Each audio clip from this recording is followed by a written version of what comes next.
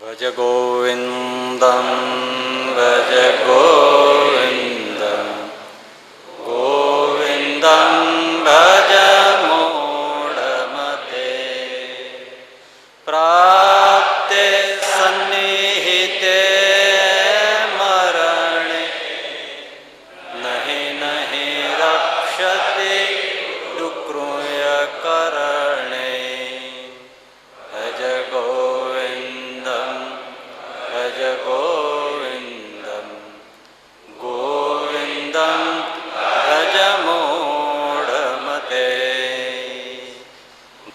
ભજ ગોવિંદમ ભજ ગોવિંદમ ગોવિંદમ ભજ મૂઢમતે પ્રાપ્તે સન્નિહિતે મરણે નહીં નહીં રક્ષતિ ડુક્રુય કરણે. આગલા પ્રવચનમાં આપણે જોયું કે મૃત્યુ સમયે રક્ષા એટલે શું. એનો અર્થ એવો નથી કે જે ભજન કરતા હોય એ મરે નહીં, અથવા એને કોઈ માંદગી ન આવે કે એવું કંઈ ન થાય, એવું નહીં. પરંતુ મૃત્યુ સમયે 5 પ્રકારની પીડા જીવને થાય છે. કઈ કઈ 5 યાદ છે? 1 શરીર વેદનાત્મક, 2 સ્વજન મોહાત્મક, 3 પાપ સ્મરણાત્મક, 4 ભાવિ ચિંતાત્મક, 5 દેહ વિચ્છેદાત્મક. આ 5 પીડા જીવને મૃત્યુ સમયે ઘેરી વળે છે. એ 5 પ્રકારની પીડામાં ભગવાનનું ભજન એટલે ભગવાનનો આશ્રય, ભગવાનની શરણાગતિ, એની કરેલી ભક્તિ, એ સિવાય બીજું કંઈ કામ આવતું નથી એવું શંકરાચાર્યજી કહે છે. બહુ મર્મ છે, કારણ કે ભક્તિવાન પુરુષો એમ કહે કે ભાઈ મૃત્યુ સમયે જીવને ભજન સિવાય કાંઈ કામ નથી આવતું, તો એ તો સહજ છે કે એને ભક્તિમાં રુચિ છે. પણ શંકરાચાર્યજી મહારાજ જ્ઞાન માર્ગી છે, અદ્વૈતના આચાર્ય છે. અદ્વૈત માર્ગ એટલે નામ અને રૂપને મિથ્યા માને, એ જ્ઞાન માર્ગ છે. એ શંકરાચાર્યજી એમ કહે છે કે ભગવાનનું ભજન એ સિવાય બીજું કંઈ કામ આવતું નથી. એટલે વાત બહુ વિચારણી અને મહત્વ ધરાવતી થઈ જાય.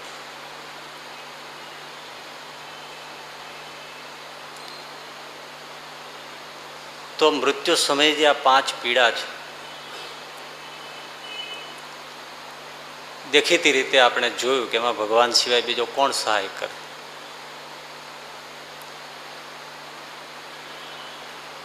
હવે સમજવાનો એ છે કે એ મૃત્યુ સમયે જે પીડા છે, 5 પ્રકારની પીડા, એ કદાચ ઓછી વધતી કોઈને હોઈ શકે. મૃત્યુ સમયે ઓછી વધતી હોઈ શકે. માંદગી હોય, અવસ્થા હોય, બહુ ઉંમર થઈ હોય તો વધારે પડતું શરીરનું દુઃખ અને આસક્તિ સંસારમાં વધારે હોય, તો વધારે બધામાં મોહ હોય તો વધારે પીડા થાય. અથવા તો મૃત્યુ સમયે જ પરિવારમાં કંઈ કલહ હોય તો ચિંતા વધારે સતાવે કે હવે શું થશે આ બધાનું, આનું તેનું.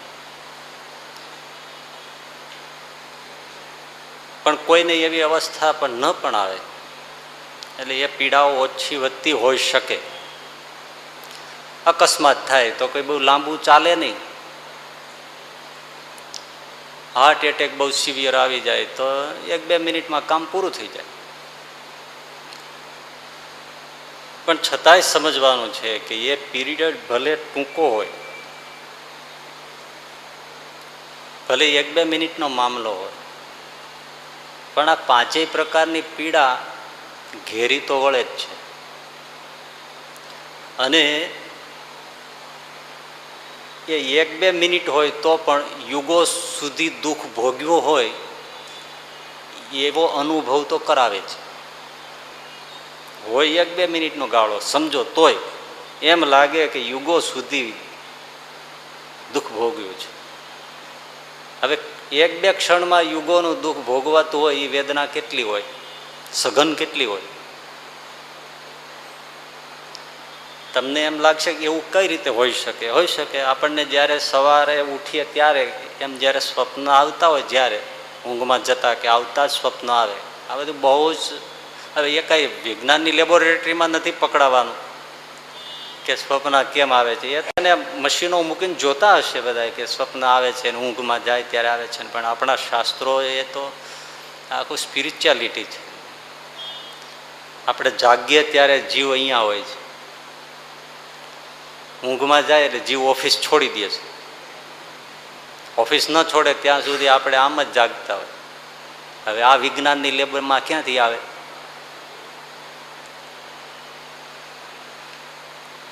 ત્યારે કંઠ પ્રદેશમાં થઈને જીવ હૃદયમાં આવે છે.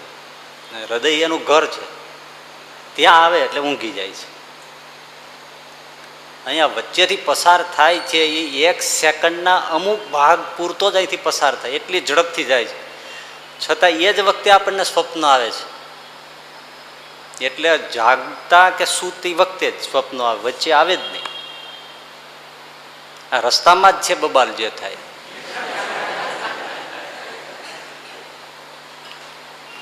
એટલે તમે એક પણ એ ઘણાને અનુભવ હશે, જ્યારે સૂતા હોય સુવાની તૈયારી થાય ઊંઘમાં જવાનું થાય ત્યારે ઘણીવાર ઘણાને લગભગ એક ઝાટકો આવે અને પછી બીજી જ ક્ષણે આપણે સૂઈ જાય.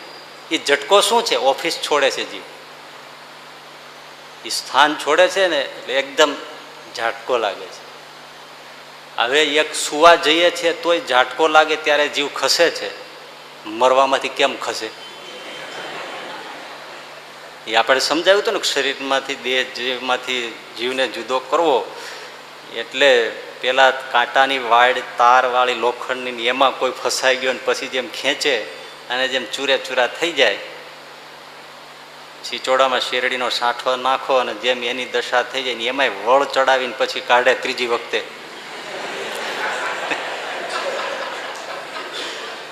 અને જે દશા થાય એવી દશા જીવને અનુભવાય. કારણ કે કાયમી ઘર છોડીને જવાનું છે. એકને એક મકાનમાં 50 વર્ષ ભાડે રહ્યા હોય તો નીકળતા દુઃખ થાય છે. એટલે ભણવામાં કવિતા ને એવું આવતું, પાઠ પણ આવતો, જૂનું ઘર ખાલી કરતા એનું કાવ્ય આવતું. બધું કવિએ ગણાવ્યું છે, શીશી બોટલ ને પેલું ને આ તેન બધું. જો એટલે કંઠ પ્રદેશમાંથી જીવ 1 સેકન્ડના અમુક ભાગ પૂરતો જ સમય લે છે પસાર થવામાં. એમાં સ્વપ્નો આપણને આવે છે. છતાંય આપણને એમ લાગે કે આપણે દિવસો સુધી આપણે દુઃખ કે સુખ ભોગ્યું છે. આપણી પાછળ જંગલમાં સિંહ પીડ્યો હોય એમ લાગે કે આ 2-5 કલાક સુધી દોડાવ્યા છે. અને એટલી વારમાં તો જો વધારે પડતું હોય તો કપડાં પણ બગડી જાય, કેટલું બધું થઈ જાય. અને હોય નહીંતર 1 સેકન્ડનાય પણ અમુક ભાગ, 1 સેકન્ડનાય પણ અમુક ભાગ, 60 ભાગ કરો એમાંથી અમુક જ ભાગ રોકાય છે. પસાર થતા કેટલી વાર વીજળી વેગે જાય છે તો એમાં કેટલું બધું દેખાઈ જાય છે. નહીંતર એટલી વારમાં તો એક પિક્ચર પણ ન દેખાડી શકાય. એમાં આપણે તો કોઈને મળીએ છીએ ને વાતો કરીએ છીએ. મને તો ક્યારેક ઘણી વાર હું તો પ્રવચન કરી દઉં, સવારે જાગો તો આખું પ્રવચન યાદ હોય. બોલો હવે એમાં અડધો-પોણો કલાક બોલ્યો હોઉં અને અડધો-પોણો કલાક પાછું એનું એ જો બોલું તો અડધો-પોણો કલાક લાગે પણ ખરો. છતાંય એ સેકન્ડના અમુક ભાગમાં જે બધું બોલાઈ જાય છે એ કંઠ પ્રદેશની કરામત છે.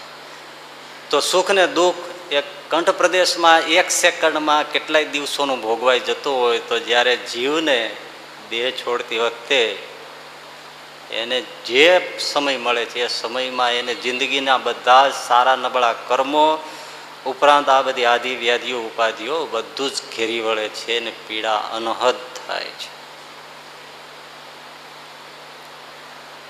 એટલે એ પીડા એમાં ભગવાન સિવાય બીજો કોઈ રક્ષા કરી શકતો નથી. બીજું એટલે ઘણું ઘણું આગળ સમજાવ્યું છે, તમારી ક્ષમતા પ્રમાણે એમાં સમજી શકો છો. આ તો જ્ઞાની મહાપુરુષનું રચેલું સ્તોત્ર છે. આમાં જ્ઞાન માર્ગ પણ એટલો જ સમાયેલો છે અને છતાંય ભક્તિની મધુરતા પારાવાર છે.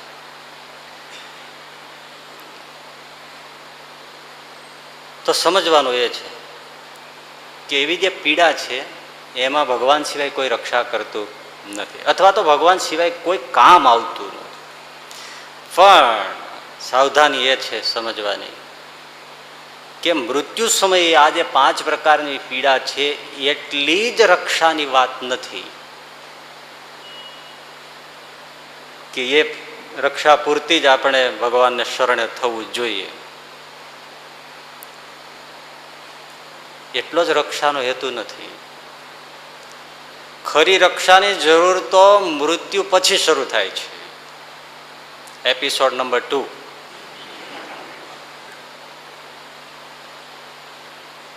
એટલે રક્ષાના 2 ભેદ થયા, એક મૃત્યુ સમયે અને બીજું મૃત્યુ પછી, એટલે દેહમાંથી જીવ નીકળી જાય પછી. અને ખરી જરૂરત દેહ મૂક્યા પછી એમાં ભગવાનનું ભજન એ મૂડી, એ સંપદા, એ સિવાય કંઈ કામ આવતું નથી. એ જેની પાસે મૂડી હશે એને ત્યારે કામ આવશે. કારણ કે દેહમાંથી જેવો જીવ નીકળ્યો, આત્મા છૂટો પડ્યો અને દુનિયા બદલાઈ જાય છે. સમજાય છે ને? આખી દુનિયા બદલાઈ ગઈ.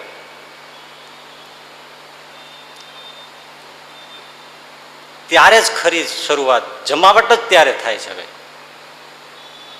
વિદ્યાર્થી પરીક્ષા આપી દે એટલું પૂરતું નથી. ખરી શરૂઆત તો રિઝલ્ટ ખુલે ત્યારે થાય છે. પરીક્ષા આપે વાત પતી જાય છે. ખરેખર એને જે પ્રોબ્લેમ ફેસ કરવાનો છે કે એને જે કાંઈ સ્ટ્રગલ કરવાનો છે એ 12માનું 12 સાયન્સનું કે કોમર્સનું એનો રિઝલ્ટ ખુલે પછી જ હવે એને બધી પરિસ્થિતિઓ સામે આવે છે ને એમાં જ ખરી માથાકૂટ થાય છે અને એને જ પાર કરવાની કસોટી આવે છે. કારણ કે ઘણા બહુ મોટા મોટા સ્વપ્ન છે એવા હોય, ડૉક્ટરમાં થવું છે, મેડિકલમાં જવું છે, ઇલેક્ટ્રોનિક્સ એન્જિનિયર થવું છે, ઈસી થવું છે, સીએ થવું છે, એન્જિનિયર થવું છે, ઘણા બધા સ્વપ્ન છે એવા હોય. પણ 51% આવીને ઉભા રહી. હવે એને પૂછો જ તમે શું કરશો, એની વ્યથા કેવી હોય? હે, બધા જ પોતાના મિનારા, બધા જ જે આકાંક્ષાઓ સેવી હતી, મહત્વાકાંક્ષાઓ હતી, બધી ચકના ચૂર, અને એને કાંઈ સૂજે નહીં. ધોળે દિવસે એને ઘરઘોર અંધારું લાગે. મારી હવે કેરિયર ખતમ થઈ ગઈ, શું કરું? હા હા હા, મને કેટલો બાયોલોજી વિષય કેટલો પ્રિય હતો અને મારે હવે શું કરવાનું? હવે એમ થાય છે કાંકરિયા જાઉં, અને જાય છે ને. પરીક્ષા આપી દીધાથી કઈ પૂરું નહોતું થયું, હવે જ શરૂઆત થઈ. એમ ભાઈ, આ જીવન છે ને એ તો એક્ઝામ છે. બાલ યૌવન ને વૃદ્ધાવસ્થા 3 કલાકનું પેપર, અને મૃત્યુ સમયે ખાલી 10 મિનિટ વધારે આપે, 10 મિનિટ એને ચેતવીને આપે કે હવે તમારે સપ્લિમેન્ટરી હોય ને બધી બાંધો સરખી કરવા કરે. 10 મિનિટ આપે બસ. એ હાર્ટ એટેક એટલે 3 આપે છે. ભાઈ પેલો આપ્યો, હવે તમે દોરો લઈ લ્યો. ભગવાન તો બહુ દયાળુ છે, પણ વાલીડો કે હવે વાંધો નહીં, એક આવી જાય તોય ડગડા દાબતો હોય. લાવા આવવા દો, મોહનથાળ આવવા દો, ગુલાબ જાંબુ આવવા દો, ઓલો આવશે બીજો આવશે ત્યારે જોયો જશે. ભગવાન તો ચેતવે છે, ચેતવણીઓ આપે જ છે. એટલે એ 10 મિનિટ પછી છેલ્લે એવું કંઈક રોગ આવે, માંદગી આવે, આ તે એ છે. એટલે જીવન છે એ એક્ઝામ છે અને મોત છે એ રિઝલ્ટ છે. એ રિઝલ્ટ ખોલ્યો અને પછી કહે છે દેખો બેટે, આ જો તમે કર્યા એ બધા કર્મોના ફળ હવે ભોગવવા માટે તૈયાર થઈ જાઓ. અને ત્યારે ગેંગે ફેફે થાય છે. કારણ કે બહુ મોટા તત્વચિંતક ને ક્રાંતિકારી ને મૌલિક વિચારક ને શાસ્ત્ર મર્મજ્ઞ ને ધર્મ પુરુષ ને એવી બધા ઓઠા હેઠળ ડીંગ માર્યા હોય કે જમપુરી બમપુરી કંઈ નથી, કોઈ જમ બમ લેવા મોત સમય આવતા નથી, આટલા બધા માણસો હોય ને જમ કેમ પૂરા પડે? તર્ક તો બધા આપે ને કે કેમ પૂરા પડે આટલા બધા, કોઈને જોયા. મોટા રામાયણ ભાગવતની કથા કરનારાઓને મુખે આ કાને મેં સાંભળ્યું છે ને કે જમ બમ કાંઈ લેવા નથી આવતા. એટલે હવે શું કેવું, ભાગવતની કથા કરે અને ભાગવતમાંથી બધી વાતો આવે છે, તો એનો અર્થ શું છે? વ્યાસજી બોગસ વાતો લખે છે, એ જ થયું. તો એના કથા કરવાનું છોડી દે ને, રામાયણમાં એ બધું આવતું હોય છે. તો પછી તમે શું આ રામાયણની કથા કરો છો? એમાં વિશ્વાસ આમ થાય કે મને ગ્રંથ નિષ્ઠા છે. તો ગ્રંથ નિષ્ઠા છે તો આમાં તો મેં એકવાર પહેલાં કહ્યું હતું કે તમને વાત ન સમજાય તો જાહેરમાં તો ન જ બોલે કે હું આ વાતનો વિરોધી છું. તો પછી એ જે મહાપુરુષનો રચેલો ગ્રંથ છે એના પ્રત્યે ભક્તિભાવ ક્યાં રહ્યો? ગ્રંથ પ્રત્યે ક્યાં રહ્યો? હું વચનામત લઈને બેસું, મને આ વચનામતનું આટલું તો મને કોઈ મેળ જ પડતો નથી, તો એ વાત જ ના કરાય ને. મેં જાહેરમાં જ વચનામૃતનું અવમૂલ્યન કરી નાખ્યું ને એની સાથોસાથ શ્રીજી મહારાજનું પણ અવમૂલ્યન કરી નાખ્યું કે આવું એમણે લખી નાખ્યું, મને ગળે નથી ઉતરતું, એટલે હું એનો એ વાત મને નથી મંજૂર. તો મંજૂર ન હોય તો તું તારા ઘરે જા ને.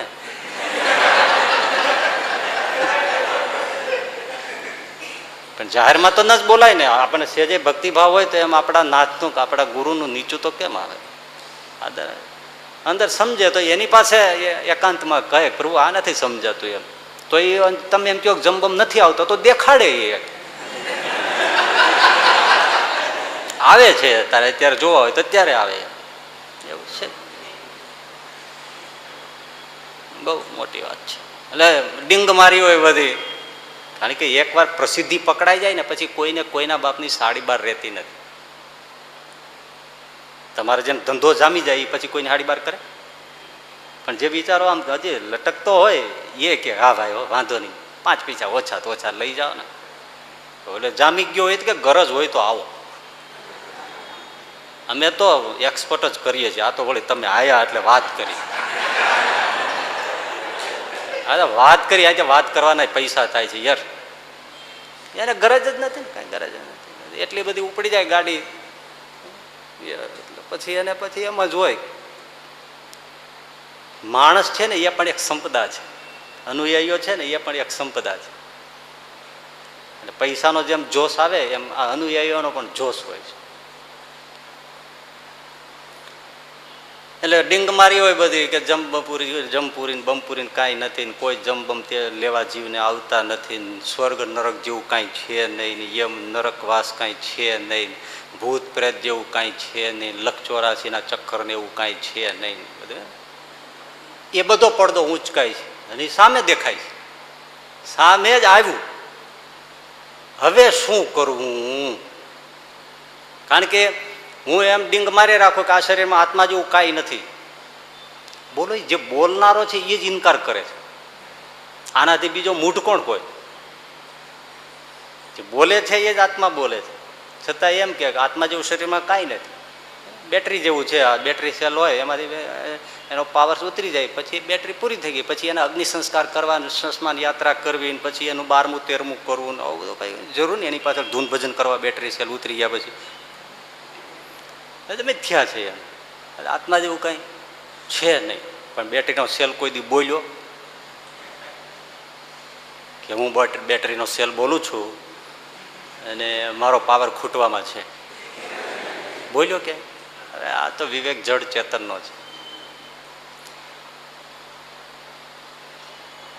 બહુ ગજબ વાત છે. આત્મતત્વ પણ એમ સ્વીકૃત નથી થતું. કઠોપનિષદની અંદર નચિકેતાએ યમ રાજાને પાસે જઈને પૂછ્યું છે ને, ત્યારે એને આ એક પ્રશ્ન કર્યો છે કે પ્રભુ મારે એ જાણવું છે કે મરી ગયા પછી આત્મા રહે છે કે નહીં. આવી ઓથેન્ટિસિટી તો યમરાજા સિવાય કોને હોય? કારણ કે એને આખું પોસ્ટમોર્ટમ બધાનું એને જ કરવાનું.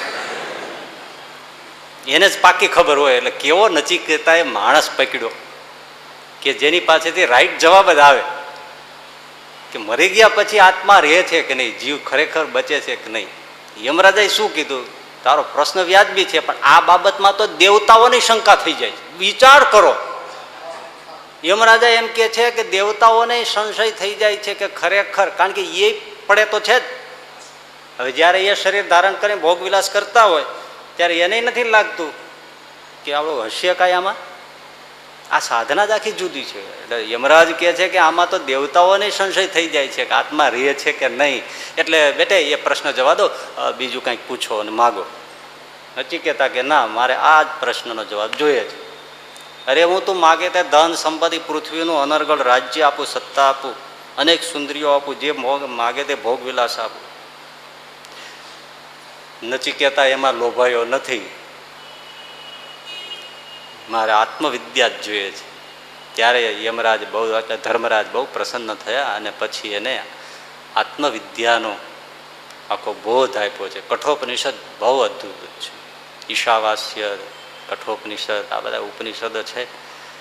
વિશ્વમાં આવું ક્યાંય જ્ઞાન નથી અને એ વિશ્વના ચિંતકોએ સ્વીકારેલું છે. ભારતના ઉપનિષદોમાં જે તત્વજ્ઞાન છે એ વિશ્વમાં ક્યાંય નથી. એની આગળ તો વિશ્વની બધી ફિલોસોફી બચ્ચા જેવી છે.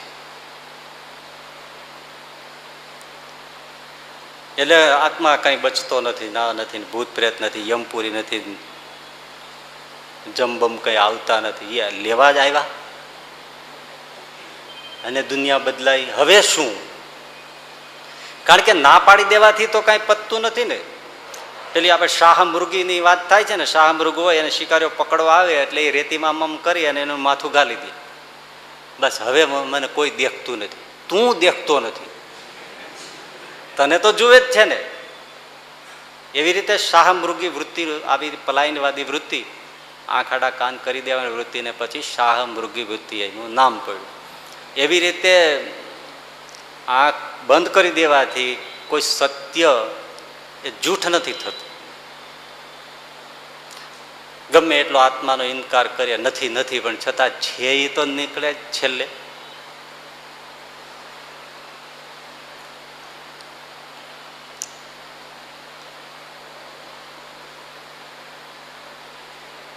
પણ આ વસ્તુ શું છે, દેખાતું નથી ને. એટલે આ વૈજ્ઞાનિક યુગમાં તો વધારે એનું બહુ વળ ચડી ગયો કે જે વસ્તુ અમને દેખાય એ જ અમે માનીએ. એ બહુ સરસ મજાનું સુંદરમ, કવિ સુંદરમ એનું એક ગીત છે, કાવ્ય છે. સુંદરમ નામ તો સાંભળ્યું છે ને કવિનું? બહુ સરસ. શું એને લય બાંધ્યો છે, સાંભળ્યું છે? બહુ સરસ.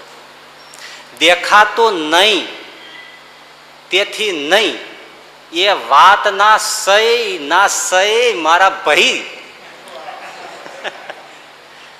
સહી એટલે સાચી. દેખાતું નહીં તેથી નહીં, એ વાત ના સહી મારા ભાઈ. દેખાતું નહીં તેથી નહીં, એ વાત ના સહી. રણની રેતીએ દ્રષ્ટાંતો આપ્યા અદભુત. રણની રેતીએ નથી દરિયો દીઠેલ, રણની રેતીએ નથી દરિયો દીઠેલ, નથી દીઠો સૂરજ કદી ગૂઢ. રણની રેતીએ કોઈ દરિયો જોયો હોય? જિંદગીમાં મરી જાય તોય, યુગો જાય તોય એને કલ્પના જ ના આવે સહરાની રણની રેતીને કે દરિયો કેવો હોય.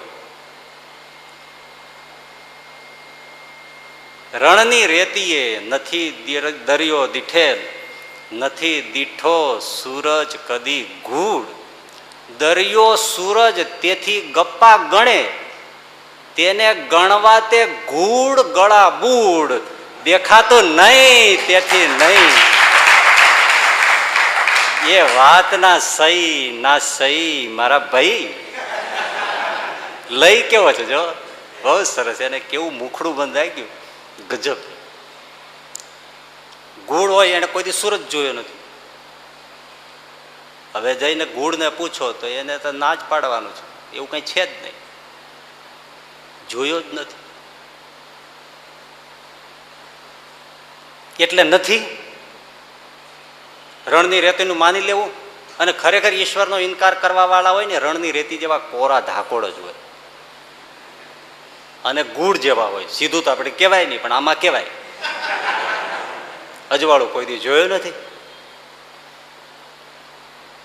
આંખો મીચીને કોઈ દી કોઈ ધ્યાન ભજન કર્યું નથી, એને દિવ્ય પ્રકાશ નહીં કે એની ઝાંખી કે એની કલ્પના જ ક્યાંથી આવે. વિવેકાનંદજી પણ જયારે રામકૃષ્ણ પરમહંસ પાસે ગયા ને આવું કઈ નથી ને એવું બધું કર્યું, અરે તારે અત્યારે જુઓ છે, હા બેઠા ને જેવી આમ છાતીમાં તેનો ચરણનો અંગૂઠો અડાડ્યો ત્યાં આખું જયારે બ્રહ્માંડ આમ વિલીન થતું હોય એવું થયું. નાડી પ્રાણ સંકેલાવા માંડ્યા અને ઉજાસ થઈ. ધોળે દિવસે સૂરજના તેજ ઝાંખા પડે એવું બ્રહ્મ તેજનો પ્રકાશ થયો. વિવેકાનંદજી લખે છે કે 3 દિવસ ને 3 રાત સુધી મને આ બ્રહ્મનો પ્રકાશ દેખાતો રહ્યો. હવે હું કયા મોઢે કહું કે નથી, એનો સ્પર્શમાં જ મને બધું દર્શન કરાય. એ આ દેખાતા પ્રકાશથી બહુ ભિન્ન પ્રકાશ છે. પણ વિવેકાનંદ નહીં માનવાનું, બધા ગપ્પા જ કરવા. દરિયો સૂરજ તેથી નહીં, દરિયો સૂરજ તેથી ગપ્પા ગણે, તેને તે ગણવા ગૂઢ ગળા બુડ, દેખાતું નહીં તેથી નહીં. એ વાત ના સહી, ના સહી મારા ભાઈ. સૂરજ તપે ત્યારે તારા બુજાય, સૂરજ તપે ત્યારે તારા બુજાય અને તારા તગે ત્યારે નહીં સૂર. તો હું સમજું એ સાચું, બીજું બધું કાચું, એ તો પીધેલની વાતો ચકચૂર. દેખાતું નહીં તેથી નહીં, એ વાત ના સહી, ના સહી મારા ભાઈ. આમ તો અમે મીઠાશથી કહે છે, ભાઈ કહે છે, મારા ભઈલા આ દેખાતું નથી એટલે નથી એમ તું કરે છે. પણ હવે આનો જ જવાબ દે લે. સૂરજ તપે ત્યારે તારા બુજાય. તારલાઓ તો અખંડ હોય છે ને, 24 કલાક હોય છે. સૂરજ ઉગે એટલે દેખાતા નથી. ધોળે દિવસે પણ જો બહુ ઊંડા અંધારા કૂવામાં વયા જાય તો બધા તારા દેખાય. અરે આ શહેર કરતા ગામડામાં તારા મંડળ એટલું બધું આપણને જગતું તગતું દેખાય કે આપણને એમ થાય કે આંગળી પણ ન જાય એટલી જગ્યા ન હોય. પણ એવું આકાશ મંડળ જોવાનું શહેરવાસીઓના કેના નસીબમાં હશે? એટલે ઘણી વાર આપણને થાય કે એવી કઈ એવી અમાસની રાત હોય, 2 રાત, પૂનમની અને અમાસની રાતે આખો બ્લેકઆઉટ રાખવો જોઈએ શહેરમાં.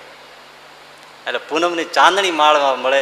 એકવાર વર્ષો પેલા પૂનમની રાતે લાઈટ ગઈ હતી, શું મજા આવી હતી, હજી મને ભૂલાતું નથી. આખું શહેર અંધકારમાં ને એમાં ચાંદની વર્ષે તે દીધી અગાશીમાં મજા આવી. ઓહો, એમ થાય કે દર પૂનમે અને દર અમાસે બ્લેકઆઉટ થાય એટલે તારા મંડળ અદભુત. ગે બી કચેરી દિશે આપની કવિ કલાપી, ગે બી કચેરી, જાણે પરમાત્મા કચેરી ભરીને બેઠો હોય એવું લાગે છે પ્રભુ, એવું લાગે છે. આ જોવા માટે ખરેખર વેકેશન હોય તેમાં 2-5 દિવસ કોઈ ગામડામાં ન હોય તોય કોઈક માસી કે કાકા બનાવી લેવાય અને જવું જ જોઈએ. ખરેખર અદભુત. તો સૂરજ તપે ત્યારે તારા બુજાય અને તારા તગે ત્યારે નહીં સૂર. છે જ નહીં. તોય હું સમજું તે સાચું, બાકી બધું કાચું. એ તો પીધેલની વાતો ચકચૂર. બહુ પી ગયો હોય એવી વાતો છે આ. પી ગયાની વાતોમાં તો પછી કોઈ વાતની મજા જ નહીં ને. પેટ્રોલ પંપ ઉપર જઈને દારૂડિયો ઢીચ થઈ ગયેલો, ત્યાં જઈને ઊભો રહ્યો, ગમે તેમ કરીને ઓલા મશીન ઉપર સિક્કો નાખ્યો અને પછી રોવા માંડ્યો. એને એમ કે વજનિયું માપવાનું છે. રેલવે સ્ટેશન ઉપર હોય ને, ગમે તેમ કરીને ગમે ત્યાં સિક્કો ઘુસાડ્યો ને પછી એની સામે જોઈને રોવા માંડ્યો. એટલે કે શું છે, બહુ વજન ઘટી ગયું, 0 થઈ ગયું.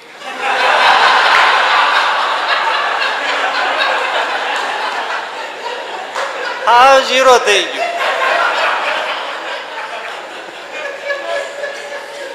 હવે એની વાતો મનાય એમ તમારે. એટલે કવિએ લખ્યું સુંદરમે કે પીધેલની વાતો, એ તો પીધેલની વાતો ચકચૂર. એક જણો છે ને દારૂ પીને આવે ને એટલે ઘરવાણી પછી એને મારે, ધોકે ને ધોકે મારે. એટલે એકવાર એને નક્કી કર્યું કે આપણે પીને તો જાય, પણ આપણે એવું કરવું ને કે જેથી એને એમ થાય કે આ નથી પીધું. એટલે એકવાર શું કર્યું, પીને તો આવ્યો, પણ આવી અને ગીતા વાંચવા માંડ્યો. એટલે ગીતા વાંચતો હોય એ તો કેટલો આમ બોલ્યો હોય. એટલે એની પત્ની આવી બે નાખ્યા. તો પેલો કે મેં પીધો નથી તોય શું મારે છે, હું ગીતા વાંચું છું, નથી ખબર પડતી? તો કે તું ગીતા વાંચે કે મારી સુટકેસ ખોલીને બેઠો છો?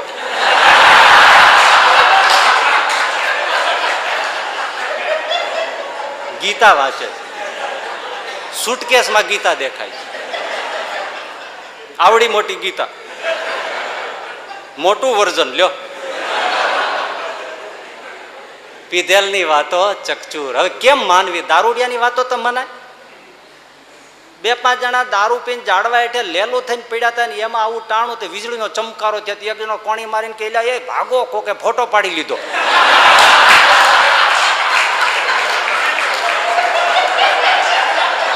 સવારે છાપામાં આવશે અને આપણા બાપા ઓળખી જાય તો મારશે, તોડી નાખશે. બોલો હવે દારૂડિયાની વાતો કેમ માનવી તમે? ટ્યુબલાઇટ, સ્ટ્રીટ લાઇટની ટ્યુબલાઇટ હોય ને તે ઉપડતી નહોતી, ઝબક લબક થાય ને ઝબક લબક, એમાં દારૂડિયા પીને નીકળ્યા છે. રૂપાળી, આંખોય ટમટમાવે છે, બહુ રૂપાળી, આંખોય ટમટમાવે છે, પણ નીચે આવે તો વાત કરીએ. લે હવે ટ્યુબલાઇટમાં એના બૈરા દેખાય. એટલે હવે એની વાતોમાં શું માનવું? એમ કવિ સુંદરામે એવો એને જડવે સલાહ તમાચો માર્યો કે એમ તમે કયો છો નથી દેખાતું એટલે નથી, અને હું માનું, હું સમજું એ સાચું. એ તો તમે પી ગયા છો. શું પી ગયા છો? આ મોહ મદિરા સંસારની પી ગયા છો, અજ્ઞાનની મદિરા પી ગયા છે, એનો નશો ચડી ગયો છે, એટલે તમને આ ઈશ્વર તત્વ સમજાશે નહીં. પણ પછી બહુ સરસ વાત કરી એમણે કે આંજણ પહેલાની અને આંજણ પછીની આંખ દેખ્યામાં બહુ ફેર. આંજણ આંજ્યું હોય અને આંજણ ન આંજ્યું હોય એ આંખમાં બેમાં ફરક છે ને. સુંદરમ કહે છે બહુ, આમાં તો એને શું અદભુત વાત કરી છે ભાઈ. આંજણ પહેલાની અને આંજણ પછીની આંખ દેખ્યામાં બહુ ફેર. માટે આંજણ મારું જો તને ખપતું હોય ઓ અજાણ્યા જણ, તો તારા ઉતારું સહુ ઝેર. દેખાતું નહીં તેથી નહીં, એ વાત ના સહી મારા ભાઈ. એ આંજણ મારી પાસે છે, તારી આંખમાં આંજણ નથી, એટલે તને આ બધું સારું દેખાતું નથી. પણ મારી પાસે એવું આંજણ છે, કવિ કે એ આંજણ જો તને ખપતું હોય તો હાવ અજાણ્યો છો ને. સત્સંગી એ મળેલા છે, કુટુંબ છે, પરિવાર છે, સંબંધી છે. તો હવે જે માનતો જ નથી તો અજાણ્યો જણ છે. ખરેખર એ વાત કરી દીધી, જે ભગવાનમાં માને, ભજન કરે, સત્સંગ કરે એ જ આપણો પરિવાર, પણ જે ભજે નહીં એ આપણો પરિવાર છે જ નહીં, કુટુંબી જ નથી, સંબંધી જ નથી. એટલે મારી પાસે એવું આંજણ છે, જો તને ખપતું હોય ઓ અજાણ્યા જણ, તો એ આંજણ આંજુ તો તારા બધાય ઝેર ઉતરી જાય, અને ઝેર ઉતરતા જ તને બધું સ્પષ્ટ દેખાશે. સર્પનું ઝેર ચડી ગયું હોય તેને કડવો લીમડો મીઠો લાગેલો. હવે એની પાછળ આપણે કેવી રીતે પ્રમાણ લેવું કે લીમડો કેવો હોય? પણ એને જેવું ઝેર ઉતરી જાય તો તરત એમ કહેશે કે ના લીમડો કડવો છે. તો આ ઝેર આંખમાં છે, કવિ કે સુંદરમ. એટલે જે સંત ભક્તો છે એની આંખ આંજણ આંજેલી છે. એ આંજણ શેનું છે? દિવ્યતાનું છે, શ્રદ્ધાનું છે, વિશ્વાસનું છે, ભક્તિનું છે, પવિત્રતાનું છે, સત્સંગનું છે. એ આંજણ આંજ્યું છે એટલે એને બધું દેખાય છે. આ તમે કોઈ અમુક વિદ્યાના પુસ્તક ને એવું બધું વાંચતા હોય તેમાં ઘણીવાર એવા સિદ્ધ યોગીઓની વાતોમાં આવતું હોય છે. એવું તમને એવું સિદ્ધ યોગી, આ તુલસીદાસજીએ પણ સિદ્ધાંજનનો ઉલ્લેખ કર્યો છે રામચરિત માનસમાં. એ સિદ્ધાંજન હોય એ તમને સિદ્ધ પુરુષો આંજી દે તો તમને પૃથ્વીમાં ક્યાં રૂપું છે, ક્યાં સોનું છે, ક્યાં બીજી ધાતુઓ છે, બધું જ દેખે. બોલો એવું સિદ્ધાંજન આવતું હશે ને, એવા ઋષિઓ પેલા કરતા હશે. એવું કેટલી વિદ્યાઓ હોય આપણી પાસે નથી એટલે શું. એવું સિદ્ધાંજન આંજે તો એને બધું જ પૃથ્વીના પેટાળમાં ક્યાં શું છે એ બધું દેખાય છે. એમાં શ્રદ્ધાનું ભક્તિનું અંજન જેની આંખમાં છે એને પરમાત્મા સ્પષ્ટ દેખાય છે. પણ તારે આંજણ ખપે છે, તું હવે સાવ અજાણ્યો છો. એ આંજણ સત્સંગમાં મળે છે. આ લોહીનું ટીપું મને ને તમને આપે, આપણને એમાં લાલ પાણી સિવાય કાંઈ દેખાય. હવે પેથોલોજીસ્ટ ડૉક્ટરને આપો ની લેબમાં જઈને જુએ તો કે આમ કે લે તમને કમળો થયો, તમને મેલેરિયા થયો, તમને ઝેરી મેલેરિયા થયો, તમને ટાઇફોઇડ થયો, તમને તો બ્લડ કેન્સર થયું છે. એટલે અમે તો લાલ પાણી દેખાય છે. તમને દેખાય પણ મને આમાં બધું દેખાય છે. એક લોહીના ટીપામાં બધું જુએ છે ને એને કેમ દેખાય છે ભાઈ? આપણને કાંઈ દેખાતું નથી. ગમે એમ જુઓ ને તમે એમ જોઈને શું આખો તમને બોટલ રેડી દે તોય તમે ન કહી શકો કે આને મેલેરિયા થયો છે, કે આને કમળો થયો છે, આને ટાઇફોઇડ થયો છે, કાંઈ કહી શકો. પેલો આમ લઈને તરત જ કહે છે તમને તો બહુ ભયંકર ટાઇફોઇડ થઈ ગયો છે. જોવો જી બે આંખમાં ફેર પડ્યો કે ના પડ્યો? છતાં આપણે પેલા ડોક્ટરને કંઈક તું કહે છે જૂઠું છે તો એનો શું અર્થ કરવો?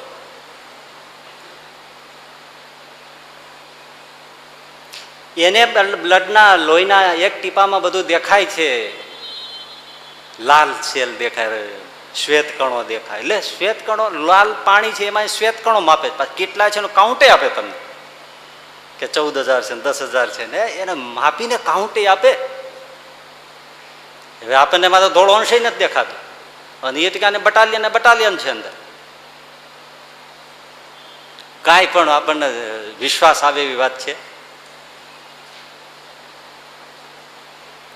પણ એની પાસે એક સૂક્ષ્મ દર્શક યંત્ર છે. આંખ તો આપણા જેવી જ છે પણ એક યંત્ર લગાવે છે ત્યારે જોવે છે ના આમાં આ વસ્તુ છે. બસ એમ છે ને આ વ્યાસ ને વાલ્મીકી મોટા મોટા પુરુષો છે ને, સુરદાસજી હોય, મીરાબાઈ હોય, તુકારામ હોય, નાનક હોય, ગોપાળાનંદ સ્વામી હોય, ગુણાતીતાનંદ સ્વામી હોય, નરસિંહ મહેતા હોય, આ બધાની આંખ ઉપર દિવ્યતાનું યંત્ર લાગ્યું છે એટલે એને સ્પષ્ટ દેખાય છે કે આ જગતમાં પરમાત્મા છે, આત્મા છે, આ બધું છે.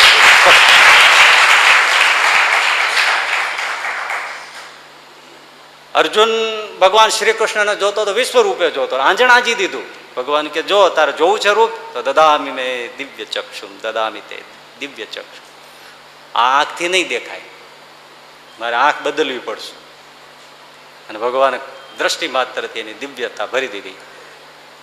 તો ભગવાનનું સ્વરૂપ કેવું વિશ્વરૂપ દેખતો હતો.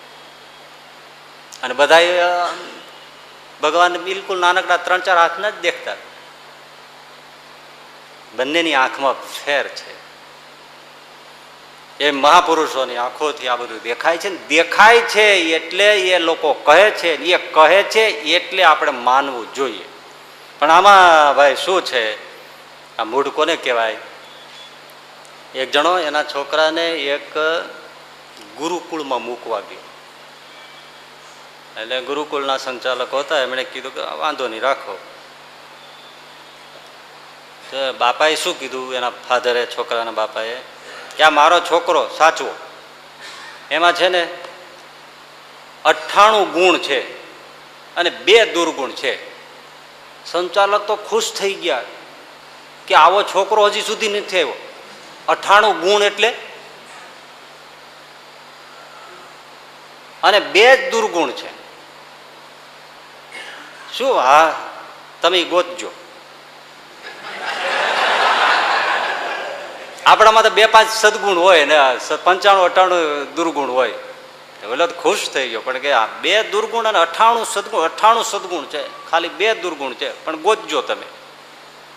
થોડા દિવસ થયા એટલે એમને બોલાવ્યા કે દુર્ગુણ જડી ગયા છે, આવો. શું છે દુર્ગુણ? તો એક, એનામાં અક્કલ નથી, અને બીજાનું માનતો નથી. પોતામાં અક્કલ નથી અને પાછું બીજાનું માનવું નહીં. એના જેવા દુર્ગુણ દુનિયામાં બીજા કોઈ નહીં. પોતાને અક્કલ ન હોય તો બીજાનું માનવું જોઈએ. એટલે બીજા 98 સદગુણ હોય દુર્ગુણ થઈ જાય. આને પોતાને અક્કલ નથી અને બીજાનું માનતો નથી. એનું કામ કેમ પાર પાડવું? તો અત્યારે આજે ભણેલા ગણેલા અને અવિશ્વાસી જે બધા થઈ ગયા, બસ પોતાને દેખાતું નથી અને જેનું દેખાય છે એનું માનવું નથી. આને કહેવાય મૂઢ. વિશ્વાસ ક્યાં છે? દેખતાઓનો વિશ્વાસ નથી અને પોતે આંધળા છે કબૂલ કરવું નથી. એટલે આ મૂઢનો એક અર્થ શું છે ખબર છે? પોતે અજ્ઞાની હોવા છતાંય જ્ઞાની માનવો ને એના જેવો કોઈ મૂઢ નહીં.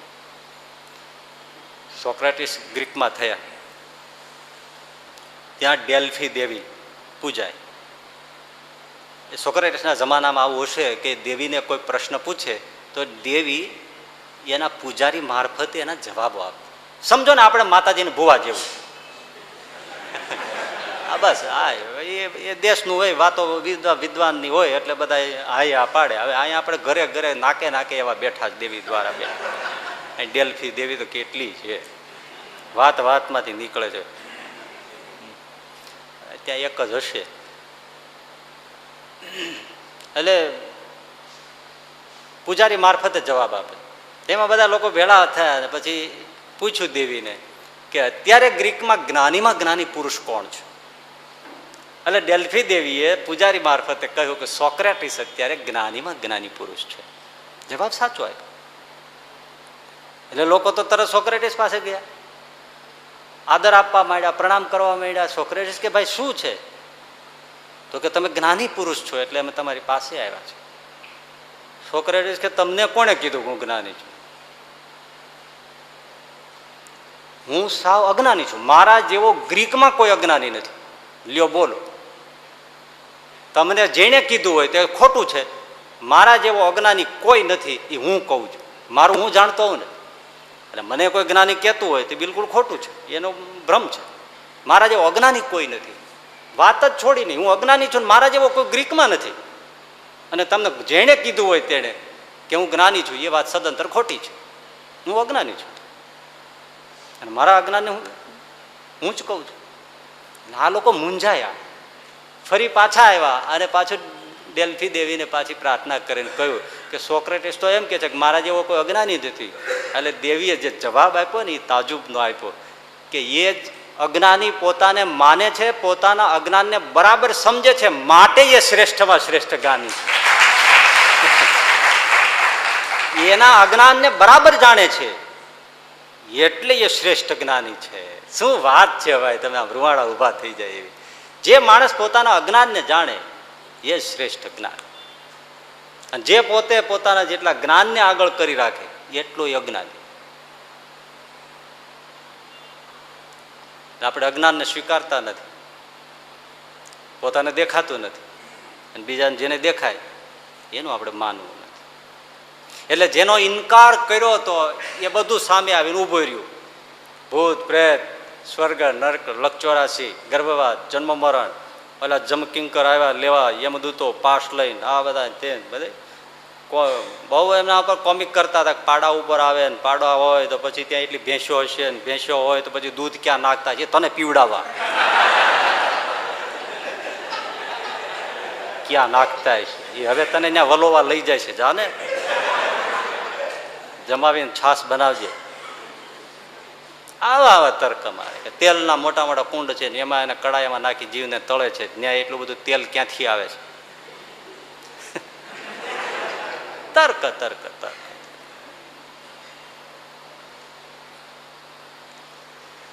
એટલે જેને સાચું માન્યું હતું, શું સાચું માન્યું હતું? પરિવાર, ધન, દોલત, સત્તા, ખુરશી, આ લોક, આ ભોગ, વિલાસ, ડોલર, પાઉન્ડ, યુરો, આ બધું બહુ સાચું માન્યું હતું. સોના, ચાંદી, ઘરેણા, દીકરા, દીકરી, પરિવાર, બધું બહુ સાચું. બંગલા, મહેલો, ગાડીઓ, એ બધું સાચું માન્યું હતું. એ બધું ખોટું થઈ ગયું.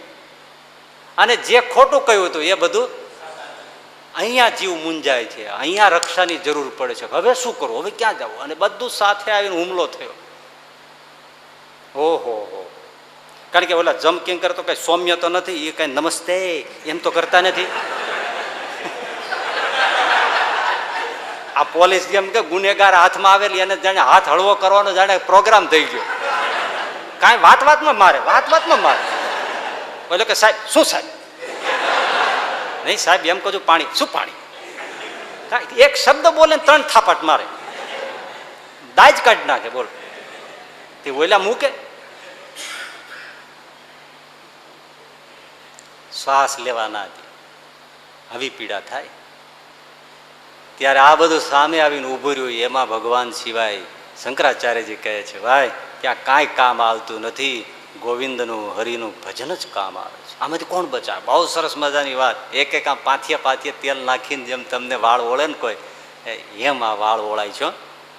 આ કિંમતી વાતો છે. 4-5 જણા ફરવા નીકળ્યા હતા. એમાં સરસ મજાના આમ દૂરથી પછી સરસ મજાના નાના નાના ડુંગરા, ટ્રેકિંગ કરવાની મજા આવશે, અને હરિયાળી, વૃક્ષો, અને આ બધું નિઝરણા ઝરણા એવું બધું દેખાય. એટલે એ બાજુ કે બસ ત્યાં જાય ને હરીએ ફરીએ મોજ કરીએ. આજ તો શું દોસ્ત. હવે નીકળ્યા તો એક ગામ આવ્યું. હવે ત્યાંથી થોડાક કિલોમીટર જ દૂર જ હશે બધું. એટલે ગામ લોકોએ કીધું કે જુવાની આવ, ભાભલા બેઠા હોય ને ગામને ગોંદરે, એનું આ જ કામ હોય. એ જુવાની ચિંપા ચિંપા ક્યાં જવું છે? બસ હરવું ફરવું છે, મજા કરવી છે, આમ પહાડો ચડશું, ટ્રેકિંગ કરશું, નાશું, હરશું ફરશું, હરિયાળી મોજ પડી જાય એવું સ્થાન છે. પાછા વળી જાઓ, ત્યાં જવા જેવું નથી. કેમ? અરે ભાઈ એ સારું લાગે છે, પણ ત્યાં એવા માણસો વસે છે, એ તમને કાચા ને કાચા ચાવી જશે, કાચા ને કાચા ચાવી જશે. બોલ્યા કે એવું તે કંઈ હોતું જ તમે સાંભળ્યું છે? ક્યાંય કોઈ માણસ ખાતો હોય? હા, બધી જાત જ બેઠી હોય. આપણે મજા કરીએ ને આને ગમે નહીં, એટલે આપણે મોજ કરવા જાય છે, એ આને ગમતું નથી ને એટલે કે ત્યાં જવાનું નહીં, ત્યાં કાંઈ છે નહીં, આવું છે, ડરાવે છે બધું કે ત્યાં તો તમને કાચે ને કાચા ખાઈ જશે ને મારી નાખશે ને આમ છે ને. આપણી મોજ એનાથી જોઈ નથી જાતી. બાકી આવું કંઈ સાંભળ્યું? આજો ને આજો કેટલા પગલા જાય છે. આમ જો આ બધા ગયા એ શું મૂર્ખ હશે? વાહ, સંસારનું પણ આવું જ છે. સંતોના શાસ્ત્રો કહે છે ને, યમપુરી છે, ગર્ભવાસ છે, લક 84 છે, નરક 84 છે, આ નરક યાતના છે, તમને કાચે ને કાચા ખાઈ જશે, પૂછવાય નહીં રે. તો શું કે છે? એ બધી ડરાવવા માટે આ બધા બાવા લોકોએ બધો જમપુરીનો હાવ ઊભો કર્યો છે, અને લોકોને ડરાવવા માટે. અને આપણે મોજ કરીએ છીએ ને એને ગમતું નથી, કારણ કે પોતે બાવા થઈ ગયા. એટલે આપણે મોજ કરી એનાથી જોયું નથી જતું, અને આપણે મોજ મૂકી દઈએ તો એને કંઈક દાન ભેટ મળે. એ પોતાના સ્વાર્થે ડરાવે છે. બાકી આ બધા જો ને કેટલા પગલા જાય, ત્યાં બાજુ જ જતા હોય ને બધા. સંસારના બધા માણસો બધા એમ જ છે. તમે અહીંથી પગીને ગોતી આવો તો મોટા ભાગના પગલા ડ્રાઇવિંગ બાજુ જ હોય. કોઈ પગલાનો મર્મ ના આવે તેમ કે આ બધા તો ડ્રાઇવિંગ બાજુ જ ગયા છે. તો આટલા બધા મૂર્ખા છે એમ કેમ કહેવાય? પણ હોય ખરા જ, ખરા નહીં હકીકત. એમ પેલા ને થયું કે આ તો જો ને કેટલા બધા લોકો આમ ગયા છે, કેટલા પગલાઓ છે, બધા ગયા છે, એ બધા શું મૂર્ખા છે? આ બધા બેઠા હોય એ આવા નાવા છે. જોજો મજાની વાત. પછી ઓલા લોકો કે આવું ગણાય જ નહીં, અને આવું સંભળાય જ નહીં. આવું જ કરીએ છીએ ને, આવી વાતો સંભળાય નહીં. તમને ઘણા લોકો કહે છે ને, વ્યાસની ગાદી ઉપર બેસીને તમને આવી જમપુરીને બમપુરીને ડરાવતા હોય ને, એવી બધી વાતો સાંભળવી જ નહીં. મોજ કરો, અને પાપ જેવું કંઈ છે જ નહીં. વેદાંત તો ના જ પાડે છે. વેદાંતમાં એવું હશે કે એ પાપ જેવું કાંઈ છે નહીં, ભૂલ છે, પણ પાપ નથી. જો તમને કેવી શબ્દ જાળમાં રમાડે છે. પાપ જેવું કાંઈ છે જ નહીં, ભૂલ છે. ભૂલ થાય, માણસથી ભૂલ તો થાય. એટલે ભાઈ નામ ગમે તે આપો, પાપ આપો, ભૂલ આપો, ફરક શું પડે? તમે ગાડી લઈને જતા હોય પછી તમે ગાડી ઠોકાઈ જાય, 3 જણા મરી જાય, પછી તમે એમ કહો ભૂલ છે. એ ભૂલ કયો, પણ ભોગવી કરીને 3 જણા ઉલ્લી ગયા અને 2 જણા હોસ્પિટલમાં ઊંધા પીડ્યા છે. હવે તમારે એને જે કેવું હોય કયો, ભોગવવાનું તો આવ્યું ને. આ રળિયામણી આવી સુગર કોટેડ વાતો કરે. વેદાંતમાં અમે તો ભૂલ છે પણ પાપ નથી. સારું, એમ રાખો. એટલે આ બધા કે ઉપડો મોજ કરવી છે.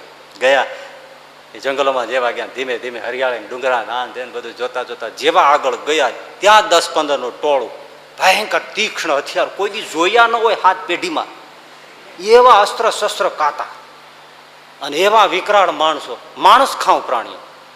બોલ્યા કે એ આ તો સાચું પીડ્યું. હવે ક્યાં જાય? હવે તમે વિચાર કરો. ઘેરાઈ જ ગયા. બહુ સરસ મજાની વાત. ઘેરાઈ જ ગયા. આ 5 જણા, ઓલા 20-25 જણા, અને આવા મોટા ભયંકર અસ્ત્ર શસ્ત્ર, કે શસ્ત્ર જોઈને જ આપણને કાંઈક મોત આવી જાય. અને એના ચહેરા વિકરાળ માણસો ઘેરી લીધા. અમે તમને ખાઈ જશું.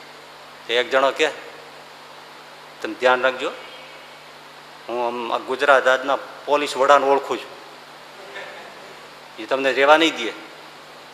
પેલો કે ઓળખતા હશો, બહુ ઠંડે કલેજે જવાબ આપે, ઓળખતા હશો. બીજો કે તમને ખબર નથી, હું મુખ્યમંત્રીને ઓળખું છું. હા તે ઓળખતા હશો, એમાં કોઈ વાંધો નહીં. ત્રીજો કે તમને ખબર નથી, હું વડાપ્રધાન એને ઓળખું છું, ઓળખતા હશો, એમાં કોઈ ના વાંધો નથી. ચોથો કે હું રાષ્ટ્રપતિને ઓળખું, મારે ઘર જેવો સંબંધ હશે, એમાં કોઈ વાંધો નહીં, તમે એની સાથે ચાય પાણી કર્યા છે, એમાં કોઈ વાંધો નહીં, કઈ વાંધો. અરે લશ્કરના વડાને હું ઓળખું છું, એની સાથે મારા ઘર જેવો સંબંધ હશે, તમે ઓળખતા હશો, એની ના નથી.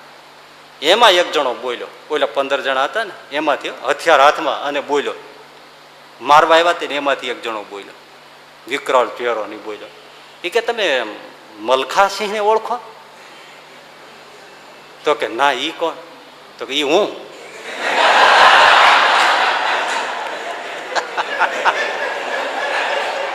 મલખાસિંહ એ હું. મને ઓળખતા હો ને તો જ કઈક કામમાં આવે, બાકી કઈ કામમાં ના આવે. કોઈને ઓળખો, અહીંયા કોઈનું કઈ ચાલે નહીં.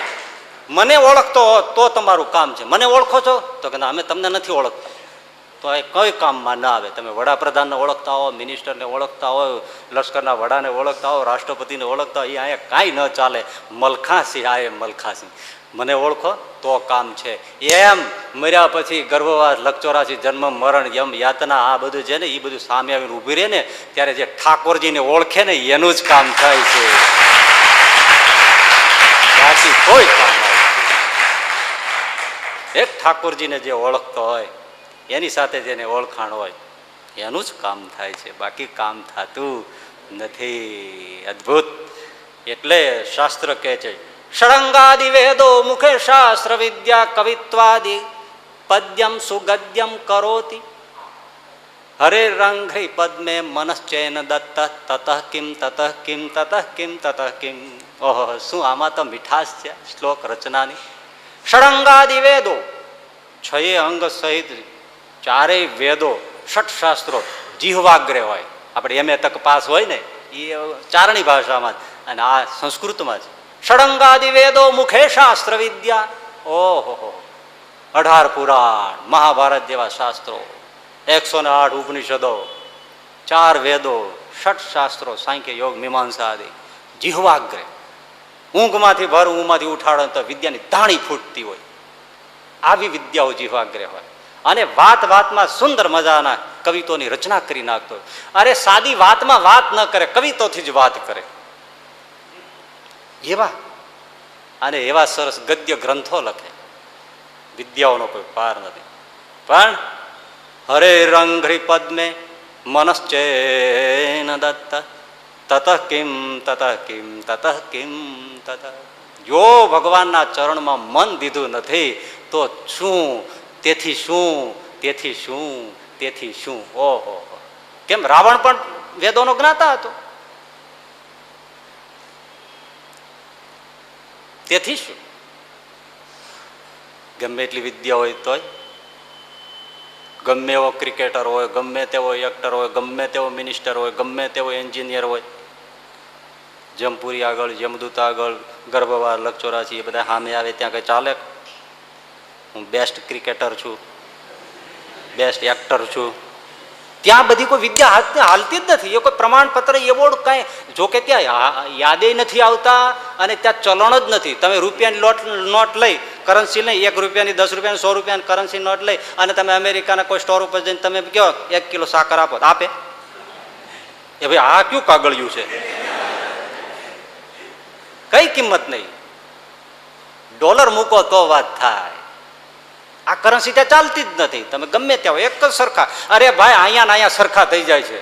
કોઈ બહુ સરસ કીધું છે કે 10 માળની હવેલી હોય કે ઝૂંપડામાં બાંધીને રહેતો હોય, એ ઉપર 11મે માળે મરી જાય અને નીચે ઝૂંપડામાં મરી જાય, બેયની નનામી એકસાથે કાઢો અને પછી બેયને સ્મશાનમાં સળગાવો અને બેયની રાખ થઈ જાય. કેવી લોક ભાષામાં વાત કરી. બેયને પડખે પડખે અગ્નિ સંસ્કાર આપો. એકને ચંદનના કાષ્ટોમાં સળગાવો, એકને બાવળના થળિયાઓમાં સળગાવો. એ બેયના મળદા સળગી જાય પછી બેયમાં થોડી થોડી રાખ લ્યો. ત્યારે જે સુખી શ્રીમંત માણસ હતો એના શરીરની રાખ કાંઈ મુલાયમ ન થાય ને ગરીબની રાખ કાંઈ ખરહટ ના થાય, હરખે હરખી થાય. અહીંયા બધું સરખું થઈ જાય છે. જે કાંઈ છે ને એ બધા જ થોડા થોડા બહારના એવોર્ડ છે બધું, બાકી પછી તો બધું શૂન્ય થઈ જાય છે. સરખા કાંઈ નથી તો કાંઈ ચાલતું નથી. ગમે તેવો મોટો વિદ્વાન હોય, ગમે તેવો રાષ્ટ્રપતિ હોય, વડાપ્રધાન હોય, ગમે તે હોય તો શું છે? જ્યાં સામાન્ય મુફલીસ માણસ છે, એક જ સરખો ધારો, બસ માણસ છે. જ્યાં વિદ્યાઓ, ધન સંપત્તિ, સ્વિસ બેંકમાં કેટલું છે, ક્યાં છે, કાંઈ કામ આવતું, કરન્સી જ ચાલતી નથી. પછી શું? વિશ્વવિખ્યાત સિતાર વાદક હોય, વિશ્વવિખ્યાત શરણાઈ વાદક હોય, વિશ્વવિખ્યાત ગિટાર વાદક હોય, કે માઇકલ જેક્સનનો બાપ હોય તોય શું? સાંભળજો, આ બધી વિદ્યાઓ ત્યાં કઈ કામ આવતી નથી. બહુ મજાની વાત. તાનસેનનું નામ સાંભળ્યું છે ને? બહુ ઐતિહાસિક વાતો છે, આમાં વચ્ચે વચ્ચે બધી આવશે. વલ્ભાચાર્યજીનું પણ નામ સાંભળ્યું છે. વલ્ભાચાર્યના પુત્ર વિઠ્ઠલનાથજી, મહાપ્રભુ વિઠ્ઠલનાથજી, એ હવેલીમાં બિરાજમાન હશે તો તાનસેન નીકળ્યા હશે તો પછી કોઈ વાત કરી શકાય, સુંદર હવેલી છે, વિઠ્ઠલનાથ પ્રભુ બિરાજે છે, આવો. તો તાનસે પોતે ત્યાં આવ્યા અને સંગીત રજૂ કર્યું, ઠાકોરજી આગળ રજૂ કર્યું. હવે તાનસેન સંગીતકાર એટલે તો શું વાત કરવાની. જોકે એના તો હરિદાસ ગુરુની વાત અલગ છે, એ ક્યારેક વાત આવશે ત્યારે લઈશું. તાનસેને પોતે સ્વીકાર્યું હતું કે મારા ગુરુ જે ગાય છે એ હું જિંદગીમાં ગાઈ નથી શક્યો, ગાઈ શકવાનો પણ નથી. અદભુત છે, એ વાત ક્યારેક જ લઈશું. છતાંય તાનસેન એટલે તાનસેન, એવું સંગીત રજૂ કર્યું વિઠ્ઠલનાથજી. અને એ તો હવેલી સંગીત, અને સંગીતથી ભગવાનને કૃષ્ણને તો બહુ પ્રિય. સહજાનંદ સ્વામીનો પણ દરબાર તમે કેવા કેવા સંગીતજ્ઞો બેઠા હતા. સાંજને સવારમાં પલટાવી દે, સવારને સાંજમાં પલટાવી દે. પ્રેમ સખી પ્રેમાનંદ સ્વામી, મૃદંગ વગાડતા હોય બ્રહ્માનંદ સ્વામી. કેવી અદભુત ગાયકી. પ્રેમાનંદ સ્વામી જે એક એક પદની અંદર કેટલાય રાગ ઢાળ્યા છે, રાગ રાગણીઓ ઢાળી છે. ક્યાં ગાઈ શકે છે કોઈ? ગાનારા ક્યાં? તમે વિચાર કરો કે સહજાનંદ સ્વામી આટલી અધ્યાત્મની ઊંચી વાતો કરે છે ને એ જ્યારે આમ એક પગ ઊંચો રાખી, એક લટકતો રાખી અને લીંબુ વૃક્ષો નીચે ઢોલિયા ઉપર બેસી અને સહજાનંદની દરબારમાં ભરાણો હોય અને સંધ્યાનો સમય હોય અને પ્રેમાનંદ સ્વામી જ્યારે સરોજ સારંગી લઈ અને જ્યારે કીર્તન કરતા હશે અને સહજાનંદ સ્વામી જ્યારે દાદ દેતા હશે ત્યારે કેવો માહોલ જામતો હશે. દાદ દેતા. અને પ્રેમાનંદ સ્વામી કીધું છે ને, મને કહે પ્રભુ એક નઈ તાન ગાતું. એરી એરી મેં તો બેઠે રંગા માહોલ મેં, એમાં આવે છે ને કે ગાતું એક નઈ તાન. અને ત્યારે પ્રેમાનંદ છે તાન મારે છે અને નઈ તાન, નવો તરજુમો. અને ત્યારે શ્રીજી મહારાજ એને દાદ આપે છે. આવે છે ને સ્વાભાવિક ચેષ્ટામાં સાથે સાથે ગાવા માંડે છે. એવા ઘેરા રાજથી ગાય છે, ચપટી વગાડે, તાળી હારેલી છે. એલા મર્મગ્ન ન હોય તો સંગીત જામે નહીં. ત્યારે કેવી કેવી દાદ દેતા હશે. એ બ્રહ્માનંદ સ્વામી જયારે પડછંદા બોલાવતા હોય, આહા અદભુત. જાણકાર વગર રજૂ થયું હોય. આ પ્રેરણાનો સોર્સ સહજાનંદ સ્વામી હતા એના. ત્યારે તાનસેન ગાય છે. આપણે વાત તો છે જ ને સત્સંગમાં, ગ્વાલિયરના સંગીતકારો હારી ગયા પોતાની વિદ્યા ગઢપુરમાં સહજાનંદ સ્વામી પાસે આવ્યા તો બહુ મોટી બડાઈ થઈ, પણ એમને જુનાગઢ ગયા એટલે કહ્યું નવાબે તમે ગાયન રજૂ કર્યું, હું તમને ભેટ સોગાન અનંત આપું, તમે માગો એટલે આપો, મારે મોજ પડે એટલે આપી, પણ નુરાની સંગીત સાંભળવું હોય તો તમે ગઢપુરમાં સહજાનંદ સ્વામીના સંતો પાસે જાઓ. અને પછી ગ્વાલિયરના સંગીતકારો કે એવા કોણ છે વળી સાધુઓ ફકીરો કે જે અમારા સંગીતને ઝાંખું પાડે છે. પછી ગઢપુર આવ્યા છે અને ત્યારે સાંજનો સમય છે અને શ્રીજી મહારાજે કહ્યું ગાઓ ગવૈયાઓ. તો કે ના, અમે તો આપના સંતોનું ગાન સાંભળવા આવ્યા છે, પછી અમારી ગાયકી રજૂ કરીશું. અને પ્રેમાનંદ સ્વામીને મહારાજે કીધું પ્રેમ સખી ગાઓ. પ્રેમાનંદ સ્વામી કે મહારાજ કયો રાગ આલાપું? એટલે જાણકાર વગર પૂછાય? તમને હું પૂછું કે અત્યારે હું કયો રાગ ગાઉં? સુરા બાપુને એકવાર શ્રીજી મહારાજ પૂછ્યું બાપુ તમને કયો રાગ, આ સંગીતના બધા રાગ છે એમાં તમને કયો રાગ ગમે? ઘણા માલકોસ ગમે, કોઈને જય જયવંતી ગમે, કોઈને સારંગ રાગ ગમે, આ બધા જુદા જુદા, કોઈને ભૈરવી ગમે, આ બધા રાગ જુદા જુદા ગમતા હોય. તો સુરા બાપુ શ્રીજી મહારાજે પૂછ્યું કે તમને બાપુ કયો રાગ ગમે? તો કે મારા બપોરનું ટાણું થયું હોય ને મારો છોકરો આવીને કે બાપુ હાલો જમવા, ઈ રાગ ગમે.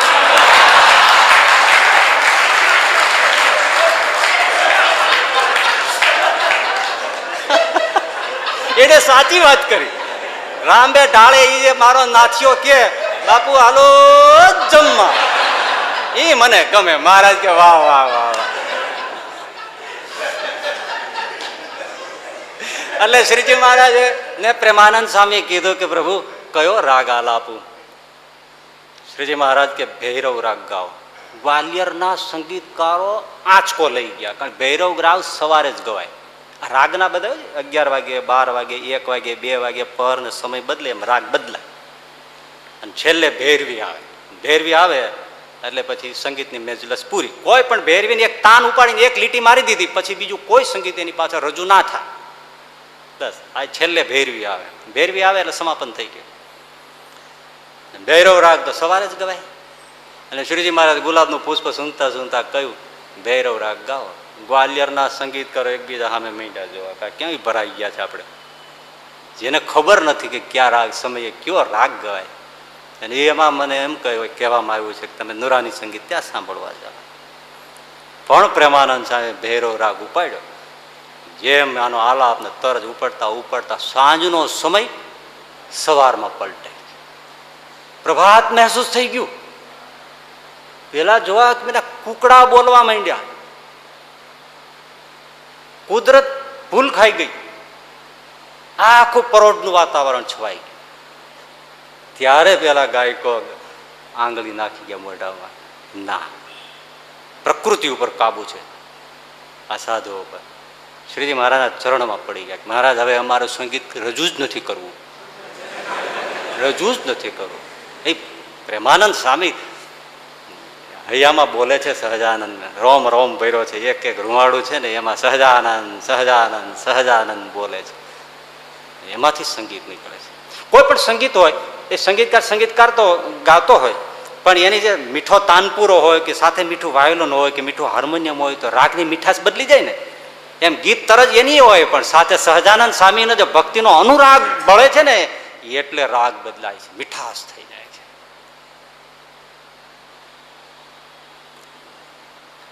બિચારી મીરાબાઈએ કેવા કેવા ભજનો ગાયા. એને એવોર્ડમાં શું મળ્યું? ઝેર મળ્યું. ગીતો ગાયા કૃષ્ણના, શું મળ્યું? ઝેર મળ્યું. અને એ જ ગીતો આજના ગાયિકાઓ ગાય છે તેને એવોર્ડ મળે છે, એને એવોર્ડ મળે છે. હા, એવું બને. એટલે આ બધું સાચું ઓળખવું બહુ કઠણ છે. એટલે તાનસેને સુંદર મજાનું સંગીત રજૂ કર્યું. પ્રકૃતિ ડોલી જાય એવું કામ કર્યું.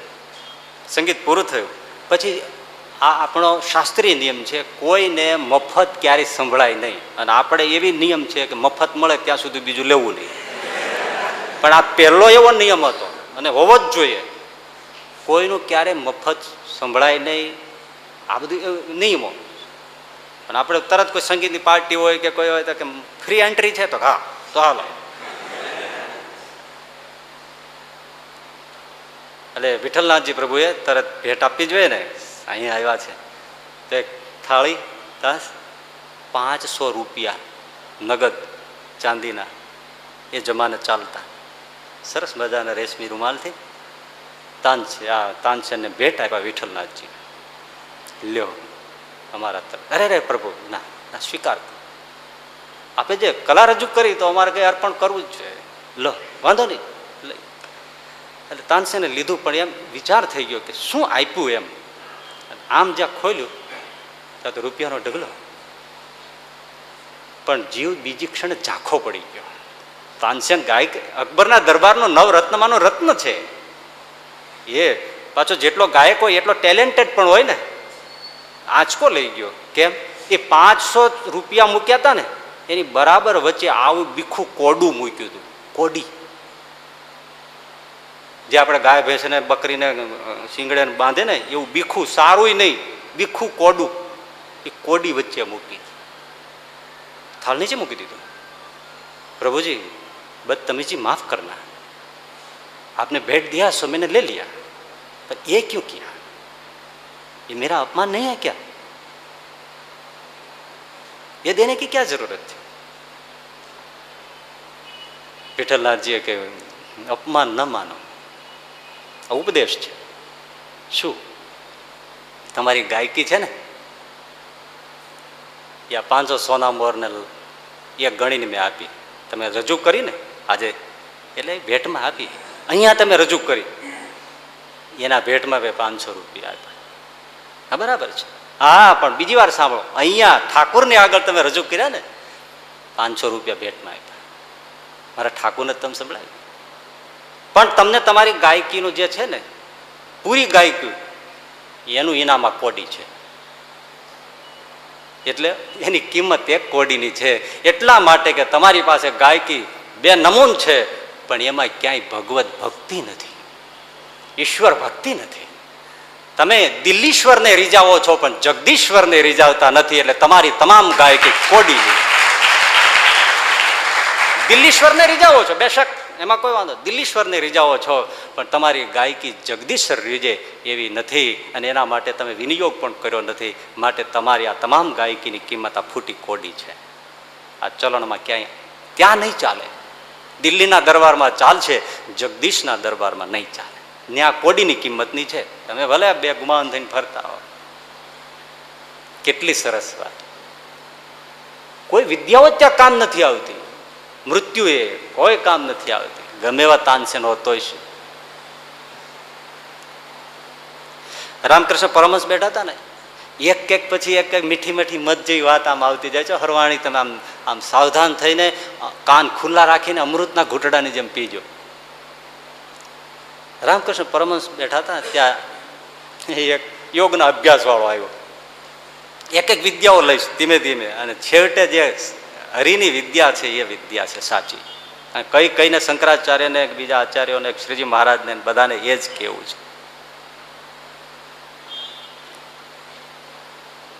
એટલે યોગના અભ્યાસ વાળો આવ્યો ને બેઠો. એટલે જેને જે વિદ્યા હોય એટલે એ તો બીજાની પાસે કોઈ સુષુપ્ત આ વિદ્યાઓ તો જુદી છે ને, એના થોડા બધું શીખી ગયા હોય એટલે પછી તો અકડ થઈને બેઠા. પરમહંસજી કે કેમ ભાઈ કાંઈ કેવું છે? તો કે બાપજી મને 84 આસન આવડે છે. આ 84 લખ 84 છે ને, એટલે જે બધા પશુ પક્ષીઓ છે બધા એના એક એક આસન હોય છે. તમે જોયું છે ને, મકરાસન ને મત્સ્યાસન એ બધા એના છે ને, ઉષ્ટ્રાસન, કુટકુટાસન, સલભાસન ને મયુરાસન ને ભુજંગાસન, એ બધા પક્ષીઓની ચાલના જ છે બધા. એટલે 84 આસન મને પરફેક્ટ આવડે છે. પરમહંસજી બહુ હસ્યા, હસીને કે તને 84 આવડે છે, પણ એક 85મું આસન છે એ તને આવડે છે? હા, કોઈ ચોપડામાં નહીં આવેલું 85મું આસન, પરિશિષ્ટમાં નહીં, ઇન્ડેક્સ એપેન્ડિક્સમાં નહીં, પરિશિષ્ટમાં નહીં, પાછળ નહીં, વધારો છાપે ને એમાંય 85મું આસન કોઈ બુકમાં નહોતું. એટલે બાપજી આ તમે શું બોલ્યા? ખોખલે મોઢે પરમહંસજી બહુ હસ્યા. તને 84 આસન આવડે છે, પણ 85મું આસન નથી આવડતું. એ આવડે તો કહેવાય. હે બાપજી એ ક્યું? તો કે એ આસનનું નામ છે હરિશરણાસન. ભગવાનના ચરણમાં વિરામ કરવાનું જો તને આવડતું હોય તો તારી બધી વિદ્યા સાર્થક છે. બાકી આ કોઈ 84 આસન નહીં. કોઈ એ તો આપણે લખ 84 ફરશું, બધા આસન કરવાના જ છે. વાત એ સાચી ને, ઊંટ થઈશું ઊંષ્ટાસનમાં બેસવાનું જ છે, કુકડો થઈશું તો કુરકટની જેમ ઊભું જ જવાનું છે. એમાં હવે એ લોકો કોઈ શીર્ષાસન નથી કરતા, એ લોકો કોઈ મત્સ્યાસન નથી કરતા, સાપ મત્સ્યાસન નથી કરતો, અને મત્સ્યથી ભુજંગાસન નથી કરતું. તો એ તો આપણે પછી કરવાના જ છે પરમહંસજી કે, અને કરી કરીને જ આવ્યા છે. તો તને નવાઈ શું છે? આવડે એમાં શું નવી નવાઈ છે? તું એમાંથી ફરી ફરીને તો આવ્યો છો. પણ આ 85મું આસન તું શીખે તો તારી વિદ્યા ત્યાં કામની છે, નહીતર કામની નથી. આ યોગ છે ને આમ સારો છે. આ બધા યોગ શીખવાડે છે ને, જાત જાતના યોગના ક્લાસ હોય ને આ બધું શીખવાડે. શીખે ઘણા લોકો કરતા હોય છે, સવારના ઉઠીને આ નાક દબાણે ફલાણો દબાણે આમ કઈ ઘણું કરતા. રેલવે સ્ટેશન ઉપર હમણાં ભાળી ગયો તો એક જણા કીધું આને શું થઈ ગયું? આ કરો એનો વાંધો નહીં, પણ હવે બાજુમાં રેલવેનું બધું ગટર ગંધાતું, આ ગંધો, એમાં અમે કીધા ક્યાં કરતા છે. પણ હવે નિયમ એ નિયમ. એટલે યોગનો અર્થ જ છે, યોગ એટલે જોડાણ. ભગવાનની સાથે જોડાણ કરી આપે તો જ યોગ સાર્થક, નહીતર યોગનો કોઈ અર્થ નહીં. હા, જીવવામાં સારો છે ને, તમને શારીરિક રીતે માનસિક રીતે બધું બહુ સરસ રીતે વેલ સેટ રાખે, એમાં કોઈ વાંધો નહીં, ફિટનેસ આવે, બધું આવે. પણ યોગની ખાતર યોગ બસ એટલા જ ખાટા કે આપણે શરીર સારું રહે, મન સારું રહે, ફલાણો બધા હેલ્ધી રહે, એવું બધું એટલા જ માટે યોગ. અને ભગવાનની ભક્તિનો કોઈ સંબંધ જ નહીં. ઘણા છે ને યોગ વિપස්සનાદિકા ધ્યાન આ તે બધું, તો એનો તો બહુ પ્રચાર છે, ભણેલા ગણેલા બધો પ્રચાર. આપણે એનો વિરોધ ન હોય. જીવનમાં ક્ષમતા કે બધું મન જોવાનું આ બધું આવતું હોય તેમાં કંઈ ખોટું નથી, પણ હરિભક્તિ વગર ગમે તેવો યોગ હોય તો મર્યા પછી કામનો નથી. જીવવામાં તો બહુ કામનો છે, બહુ કામનો. એ યોગ ક્યારે તમને અજવાળું કરે ભાઈ, એ તો એને પૂરો પાર ઉતરે તો, નહીતર નહીં. યોગથી સિદ્ધિઓ આવતી હશે. તે વળી પરમહંસ એક દિવસ બેઠેલા ગંગાના કિનારે, તે એક જણો આવીને કે બાપજી, હા મારી વિદ્યા બતાવું તો બતાવો. તે ગંગાજીના પાણી ઉપર ચાલવા માંડ્યું. જે બોલો, આમ ગયો ને પાછો આવ્યો. પરમહંસ જોઈ રહ્યા, કોઈ ચહેરા ઉપર જરાય પણ પેલી તાજુબીનો ભાવ ને. આપણને કોઈ ચાલે કેવું થાય, અરે વાવ વાવ એમ થઈ જ જાય ને, વાહ કેવું ગજબ છે. કાંઈ હોય પરમહંસ એમને જોઈ જ રહ્યા. એટલે પેલા એ કયો કરે, આપને કાંઈ તાજુબી ન લાગી? મેં 12 વર્ષ સાધના કરી ત્યારે ચાલતો પાણી વચાય. પરમહંસ કે 12 વર્ષ લાગ્યા? હા, ભાવ કહેવાય. એમાં એક હોડીવાળો આવ્યો. એ હોડીવાળા કે પરમહંસજી કે મારે સામે કિનારે જવું છે, તું કેટલા પૈસા લે? તો 2 પૈસા બાપજી. પરમહંસજી કે 12 વર્ષ મીઠ્યો એની કિંમત 2 પૈસા છે.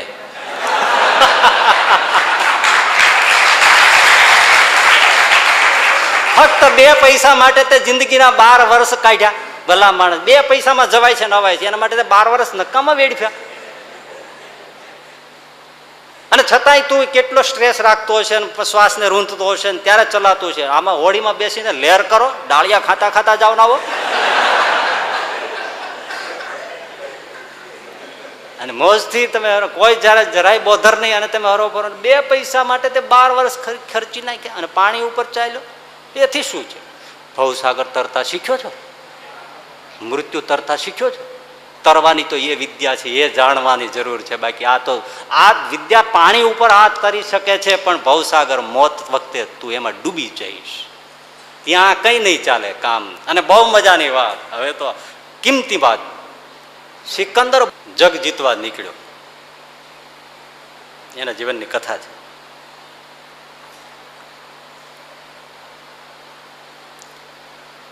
જેવો એ લશ્કર લઈને નીકળ્યો, ત્યાં એને સમાચાર મળ્યા કે નદીના કિનારે ડાયોજીનસ ફકીર, ગ્રીકનો બહુ મોટો ફકીર, એ પડ્યો છે, ત્યાં છે, આરામ ફરમાવે છે.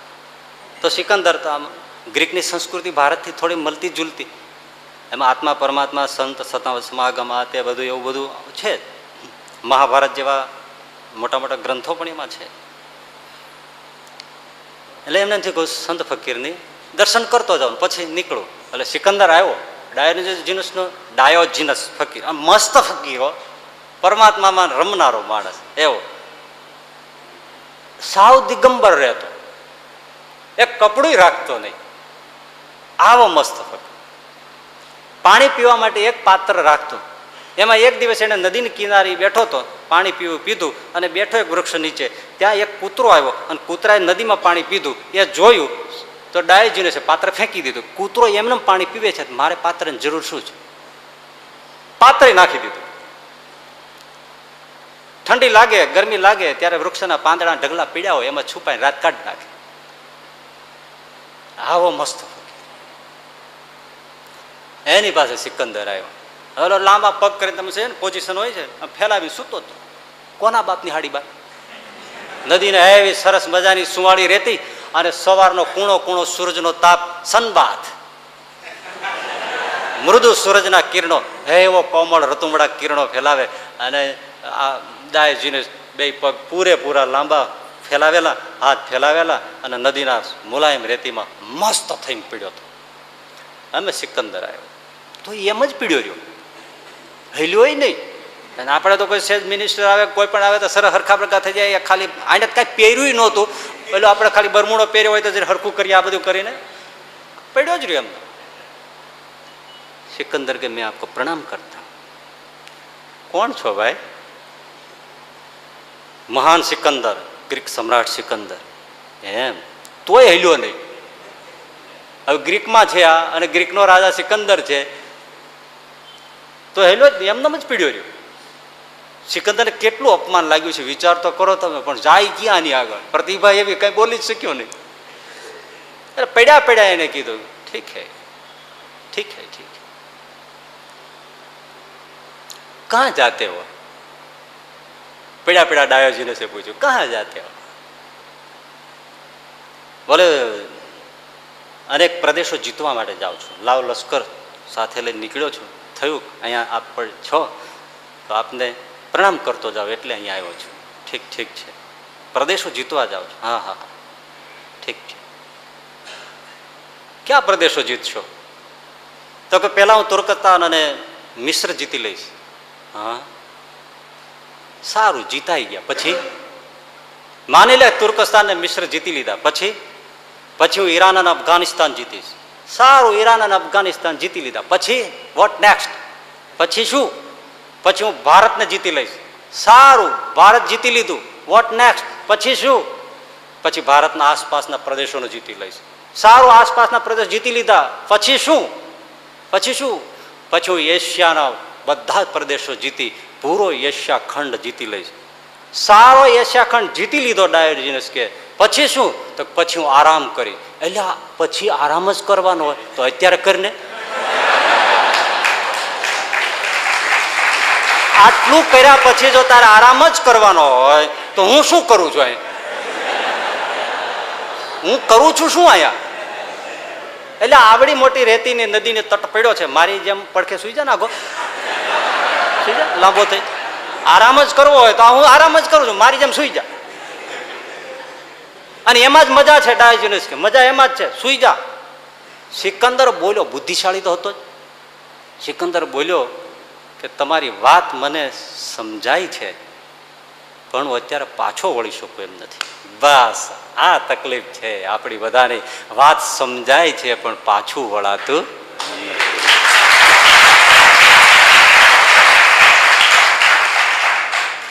ખબર પડે છે કે આ ખોટું થાય છે, ખોટું કરીએ છીએ, અતિરેક થાય છે, વધારે થાય છે, આ નથી કરવા જેવું. આપણે જે આ બધી માથાકૂટ કરીએ છીએ, પરણવા જેવું નથી, બાલ બચ્ચામાં મજા નથી, પત્નીમાં મજા નથી, આ બધું છે, wife is a long time worry, બધું એવું જ છે બધું. પણ છતાંય પાછું વળાતું નથી. એ જ થાય છે. એનું કારણ છે સ્પીડ પકડાઈ ગઈ ને પછી તમે ઊભું રાખવાનું કહો, ઊભું રહી. આ સ્પીડ પકડાઈ, જન્મની સ્પીડ પકડાઈ ગઈ, દેખાતી નથી. પણ ગુણાતીતાનંદ સાહેબ એટલે કહ્યું છે જીવનું હૈયું તો એવું ધગી ગયું છે જાણે લાખ મણ લોઢાની ગોળી હોય એ તપીને લાલચોળ થઈ ગયું. લાખ મણ લોઢું, કિલો 2 કિલો નહીં, લાખ મણ લોઢું, એની લોઢી એ ગોળો તપીને લાલચોળ થઈ ગયો હોય અને એને ટાઢો કરવો હોય તો 2-5 છાંટા પાણી નાખો, 2 ઘડા નાખો તો કાંઈ લોઢી ઠરે નહીં. એ તો ગંગા જેવો ઊંડો ઘેઘોર ગુનો હોય અને કોઈ મશીનોથી એ લોઢીના ગોળાને, લાખમણ લોઢીના ગોળાને હડસેલી દે તો ગુણાતીતાનંદ સ્વામી કે 15 દિવસ સુધી તો મોટી છોયડો ઉછળા કરે ત્યારે માંડ માંડ ઠરે. જીવનું અંતઃકરણ આવું તપી ગયું છે. હવે એને થોડોક સત્સંગમાં આવવું છે. એમાંય પાછો ફોન હેરાન કરે, એમાં વળી બીજું હોય, એમાં વળી ત્રીજું હોય, એમાં વળી આવે. આમાં ટાઢું ક્યાંથી થાય અને આ ઊભો ક્યાંથી રહે? સમજાય છે પણ હું પાછો વળી શકું એમ નથી. જાઓ તો ડાયોજિનસે કહ્યું, જાઓ તો જાઓ, યાદ રખના કે મેરે સે તેરી મુલાકાત હુઈ थी. ડાયોજિનસ કહે છો વટથી કહે છે, જાઓ, लौटते नहीं, रुकते नहीं, मगर याद रखना कि ડાયોજિનસ ફકીર से तेरी मुलाकात हुई थी. યાદ રખના. બસ આટલું કઈ ડાયોજિનસ. તોય ઓલા સિકંદરે એમ કહ્યું કે બાપજી હું આપની શું સેવા કરું? ફકીરોને આદર હોય ને, એટલે હું આપની શું સેવા કરું? ડાયોજિનસ કે પરમ કૃપાળુ પરમાત્મા એની કૃપા વરસથી હોય એવો સરસ મજાનો તડકો મારા ઉપર પડે છે, તમે ઊભા છો એમાં રૂકાવટ થાય છે, થોડા હટી જાઓ, એ જ સેવા છે. શું આ ફકીરોની વાતો હોય છે? તમારે સેવા કરવી તો આટલી જ કરો, હટી જાઓ. એક જણાનો છોકરો ભાગી ગયેલો બાપાને મૂકીને, એકનો એક છોકરો. પછી બાપા બહુ જુર્યા ને એમાં પછી છોકરો તો વળ લઈ ગયો ને ગમે ત્યાં વયો, બાપાને કઈ ખબર નહીં. એમાં બાપાને છેલ્લી અવસ્થા આવી ગઈ, હોસ્પિટલમાં દાખલ કર્યા. તો વળી કોઈને ખબર આપ્યા કે બાપુજી છેલ્લા શ્વાસ લે છે, એકનો એક દીકરો છો, મળી લે તો સારું, તને રહી જાય છે ને બાપાને રહી જશે. ઓલા ને એમ થઈ ગયું કે ભલે જે કાંઈ આટી પડી હોય પણ મરતા મરતા તો મળી આવું. એટલે હોસ્પિટલમાં આવ્યો, બાપાને ઓક્સિજન ઉપર મૂકેલા અને આવ્યો અને સીધો ગોઠણીએ પડીને, પિતાજી મને માફ કરો, મેં આપને ખૂબ દુભ્યા છે, હું આપની શું સેવા કરું, આપની શું સેવા કરું.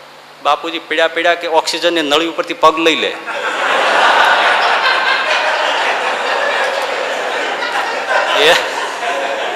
એ સિવાય મારે બીજી કાંઈ સેવા જોતી નથી.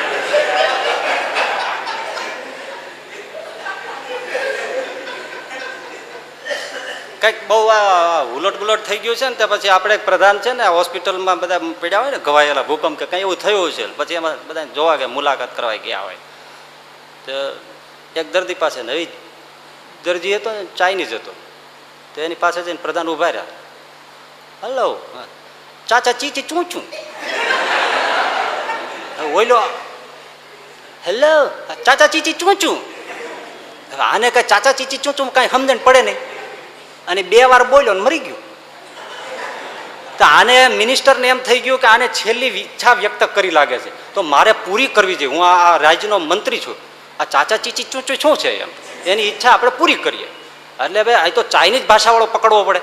તો માંડ માંડ એક ચાઇનીઝ મેળ્યો. એમને કીધું કે ભાઈ એક દર્દી હતો ને આવી રીતે હું મળવાઈ ગયો અને પછી એની છેલ્લે મેં પૂછ્યું પણ કઈ એને જવાબ દીધો ચાચા ચીચી ચૂચું ચૂચી. તો એની છેલ્લી ઈચ્છા જે હોય મારે પૂરી. ઓલે કપાળ કૂટ્યું કાંઈ નથી, તે એની ઓક્સિજનની નળી દબાવી દીધી હતી, એમાં મરી ગયો એ. ચાચા ચીચી ચૂં ચૂં ગયો.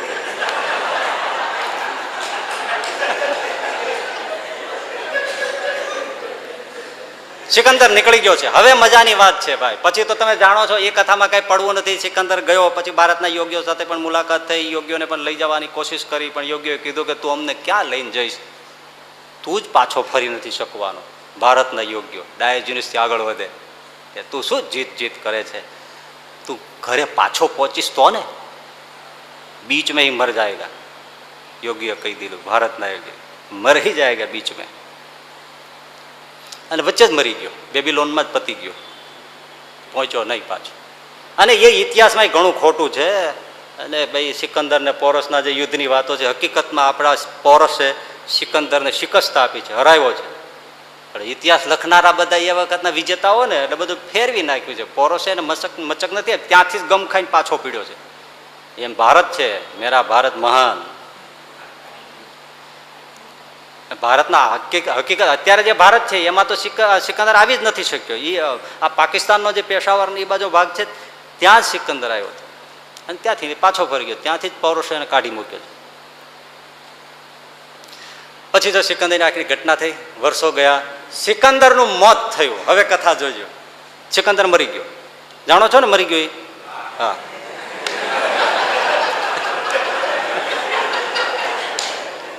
હા, એ જાણવું જરૂરી છે. નહીતર શું છે, એક જણે મુંબઈમાં ડાયરો કરેલો અને ડાયરાની અંદર એક ચારણ ગઢવી સરસ મજાનું છે ને એમણે સાહિત્ય બહુ રજૂ કર્યું. એટલે એમાં બધા હતા કે તમે બહુ સરસ દોહા છંદ આ તે બધું રજૂ કર્યું, પણ ઝવેરચંદ મેઘાણી ગાય એ ગાયકી જુદી. ત્યાં ઓલા શેઠ આયોજક હતા ને એ કે આવતે વખતે આપણે મેઘાણીને બોલાવશું. એટલે મેઘાણી વિયાગીને વરસો થઈ ગયા, હવે એ ખબર નથી. આવતી વખતે આપણે એનો પ્રોગ્રામ રાખશું. એટલે જાણવું જરૂરી છે. સિકંદર મરી ગયો, મજાની કથા. આપણી પુરાણની કથામાં છે ને એમ જ હોય, એમાં વૈતરણી નદી આવે છે ને વચ્ચે, વૈતરણી પાર કરવી પડે. એટલે બધી આ ધર્મકથાઓમાં આવે છે ને, ગાય આવે ને પૂછડું પકડે ને પછી વૈતરણી પાર કરે ને, ધર્મકથાઓમાં આવે છે ને બધું. આ પુરુષોત્તમ માસમાં આવી કથાઓ ડોશીઓ સંભળાવતી હોય છે. એ વૈતરણી પાર કરવાની હોય. એ પાર કરી જાય એ સ્વર્ગમાં નીકળી જાય, અને જેમાં ડૂબી જાય, કચડાઈ જાય, બહી જાય, વહી જાય એ નર્કમાં જાય અને ત્યાં દુઃખ ભોગવે. આ વૈતરણી નદી ભયંકર ચીકણી, કાદવ, કીચડ, પચ, પરુન આવી બધી ભયંકર વૈતરણી નદી એનાથી ભરપૂર. સિકંદર મર્યો, વૈતરણીને કાંઠે આવ્યો. અને વૈતરણી, હવે જો અહીંયા તો લાવ લશ્કર હતું, હાથીઓ હતા, ઘોડા હતા, બધા રથ હતા, બધું હતું. ત્યાં પૈદલ જો કાંઈ છે જ નહીં. સિકંદર વૈતરણી પાર કરવા માટે મથે છે, ખૂંચે છે. એક ડગલું, બે ડગલું, નીકળાતું નથી. આથડે છે, વળી ટેકો લે છે, અહીંયા ગોઠણે ગોઠણે સુધી ખૂંચતો જાય છે. વાહ હા હા, ચિત્કાર કરે છે, હલાતું નથી. પણ પાર કરવું તો જરૂરી છે. કાદવ કીચડ આહ નીકળે છે. એમાં ક્યાંક એને પાછળથી ચપાક ચપાક ચપાક ચપાક ચપાક પાદુકાનો અવાજ આવ્યો. અહીંયા કોણ છે? પાછળ જોયું, ડાયોજિનસ. બોલા થા ને कि याद रखना मेरी मुलाकात डायोजनीस फकीर से हुई थी, याद रखना सिकंदर. पाछળ જોઈ ડાયોજનસ, વાત વાતમાં જોઈ તો આવી ગયો કિનારે. सिकंदर बोलो, अच्छा ही हुआ फिर से एक सम्राट का एक भिक्षुक से मिलना हो गया. फिर से एक सम्राट का एक भिक्षुक से मिलना हो गया. डायोजनीस बोला, बात तो सच कही, लेकिन थोड़ा सोचना, सम्राट कौन है और फकीर कौन है.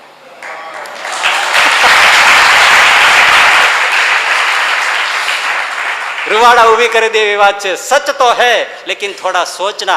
देख सिकंदर, अभी पता चल जाएगा, अभी ही पता चल जाएगा कौन सम्राट है कौन भिक्षुक है. हाँ हाँ, साट साट साट करतो પાણીની ઉપર ડાયોજન ચાલતો થઈ ગયો. સિકંદર જોઈ રહ્યો, એ તો ખૂંચે છે, નીકળી નથી શકતા, પગ કચડાય છે, અફળાય છે, અને નદીનો પ્રવાહ એને પછાડે છે. અને ડાયોજન ધરતી ઉપર નહીં પણ આકાશમાં ચાલતો હોય એમ પેલી નદી ઉપર चट चट करतो चालतो थे. अरे सिकंदरे बूम मारी, ओ ये क्या मामला है. सोच लिया कौन सम्राट कौन फकीर, कौन सम्राट कौन भिक्षु, सोच लिया. मतलब यही, जो सम्राट होता है, जो संपत्तिवान होता है, जिसके पास संपदा होती है, वो ऐसे तैर कर निकल जाता है. जो भिक्षुक होता है वो डूब जाता है. तू सम्राट पृथ्वी पर था, यहाँ भिक्षुक है. मैं पृथ्वी पर भिक्षुक था, यहाँ सम्राट हूं. पर ये कौन सी संपदा है? यही संपदा. हवे तमे जो शंकराचार्य की बात, ये डायोजनीस के, ये संपदा क्या है? परमात्मा की संपदा ही संपदा है, बाकी कोई संपदा नहीं. तुमने परमात्मा की आराधना की हो तो यही संपदा यहाँ काम में आती है, और कोई संपदा काम में नहीं. અને ચાટ ચાટ ચાટ ચાટ કરતો ડાયોજનસ નદી પાર કરી નીકળી ગયો. અને સિકંદર ગોથા ખાઈ ડૂબી અને વહી ગયો. આ વિદ્યાઓ કંઈ કામ આવતી. જે બાહુબળથી મેળવ્યું તે સિકંદર ભોગવી પણ ના શક્યો. કંઈ કામ આવે? પરમાત્માની સંપદા કામ આવે છે, બીજું કામ આવે. પણ ભાઈ હજી એક તાજુબી વાત, દુનિયાવી બહુ, આ વાત હું બહુ સાર્વજનિક ગણીને કરું છું. તમે છો જ એટલા જ માટે એમ નહીં, કારણ કે બધાને સાંભળવામાં આવશે. શાસ્ત્રીય વાત છે. લૌકિક કોઈ વિદ્યાઓ તો ત્યાં કામ નથી આવતી ભાઈ, પણ હવે ધ્યાનથી સાંભળવાની વાત છે. શંકરાચાર્ય વાત કરી છે ને, બહુ અદ્ભુત છે, ગહન છે, ગહન, અતિ ગહન છે. કે ભજ ગોવિંદમ ગોવિંદમ ભજ મૂળમદે પ્રાપ્તે સન્નિહિતે મરણે નહીં નહીં રક્ષતી. ડુકરું કરણે બીજી કોઈ વિદ્યા કામ નહીં આવે. એ પ્રથમના 61મા વચનામૃતમાં બ્રહ્માનંદ સ્વામીએ શ્રીજી મહારાજને પ્રશ્ન કર્યો કે પ્રભુ મહારાજ, આ આત્મનિષ્ઠા છે એ મૃત્યુ સમયે કેટલી કામ આવે છે? અંતકાળે આત્મનિષ્ઠા. આત્મનિષ્ઠા આપણે બધા દેહનિષ્ઠ છીએ. દેહનિષ્ઠ, હું દેહ છું, બસ હું છું, હું જે છું આ દેહ છે. લાંબો ગુરો ટૂંકો, કણબી પટેલ, બ્રાહ્મણ સાધુ પટેલ, આ સાજો વાંધો, મિનિસ્ટર જે તે હોય, સિસ્ટર બ્રધર જે કહો તે, એ હું કોણ? આ દેહ ખોળ્યું. આપણે દેહનિષ્ઠ છીએ. પણ આત્મનિષ્ઠ એટલે દેહને હું માને જ નહીં. આત્માથી પર, આ દેહથી પર હું સચ્ચિદાનંદ બ્રહ્મરૂપ એવો આત્મા છું, એવી જેને દ્રઢતા થઈ છે. ક્યારેય એવું મનાતું નથી કે હું દેહ છું, હું આત્મા છું, સચ્ચિદાનંદ છું, બ્રહ્મ છું. આવું માનવાની જેને નિષ્ઠા છે, એવી આત્મનિષ્ઠા મોત સમયે કેટલી કામ આવે છે. અંતકાળે કેવો બ્રહ્માનંદ સ્વામી પ્રશ્નનો પૂછ્યો. શ્રીજી મહારાજે જવાબ આપ્યો કે જેમ કોઈ નદી તરવી હોય તો ત્યાં તરતા આવડતું હોય એ નીકળી જાય, પણ જેને તરતા ના આવડતું હોય એ ઊભો થઈ જાય એટલે ન તરી શકે. પણ દરિયો તરવો હોય તો જેને તરતા આવડતું હોય એ ઊભો રહી જાય, ને ન તરતા આવડતું હોય એ ઊભો રહી જાય. બેયને વહાણની જરૂર પડે. કેવી સરસ વાત. બસ એમ કઈ શ્રીજી મહારાજ કે સ્વામી, આ ભૂખ, તરસ, ટાઢ, તડકો, સુખ, દુઃખ, માન, અપમાન, આ સંસારના જે બધા તાપ છે ને એ નદીઓ જેવા છે. એને પાર કરવા હોય તો આત્મનિષ્ઠા વાળો તરી જાય છે. દેહમાં સુખ દુઃખ, રોગ દગાદી, માનવી, આ તે બધું કંઈક આવે તો આત્મનિષ્ઠા વાળો એને તરી જાય છે. પણ સ્વામી, મૃત્યુ સમય છે એ દરિયા જેવો છે, ત્યાં આત્મનિષ્ઠા કાંઈ કામમાં આવતી નથી. ત્યાં તો જેમ વહાણનું કામ પડે દરિયો તરવા, એમ ભગવાનના ચરણનો આશ્રય ને ઉપાસના સિવાય બીજું કાંઈ. હવે તમે વિચાર કરો કે શંકરાચાર્યએ જે સાદા શબ્દોમાં દેખાતી વાત કેટલી ઊંડી કહી છે. પણ જે જ્ઞાન માર્ગી છે ને સોહમ સોહમ કરે છે એને આ વાત ન સમજાય, કારણ કે હજી મર્યા નથી અને મરી ગયા હતા કેટલી વાર એ યાદ નથી. અને જે આર પાર જોઈ શકે છે એ માનતા નથી. દરિયા જેવો મૃત્યુ સમય છે. હવે તમે વિચાર કરો, લ્યો આપણે તો નદી તરવી હોય તો ના તરી શકીએ ને, એમાં તરતા આવડતું હોય એ હાંફી જાય કે જેમ તેમ નદીઓ તરાઈ શકાય. અને દરિયો એટલે શું, નાખી દેજો ગમે એવો તરવીયો હોય તો.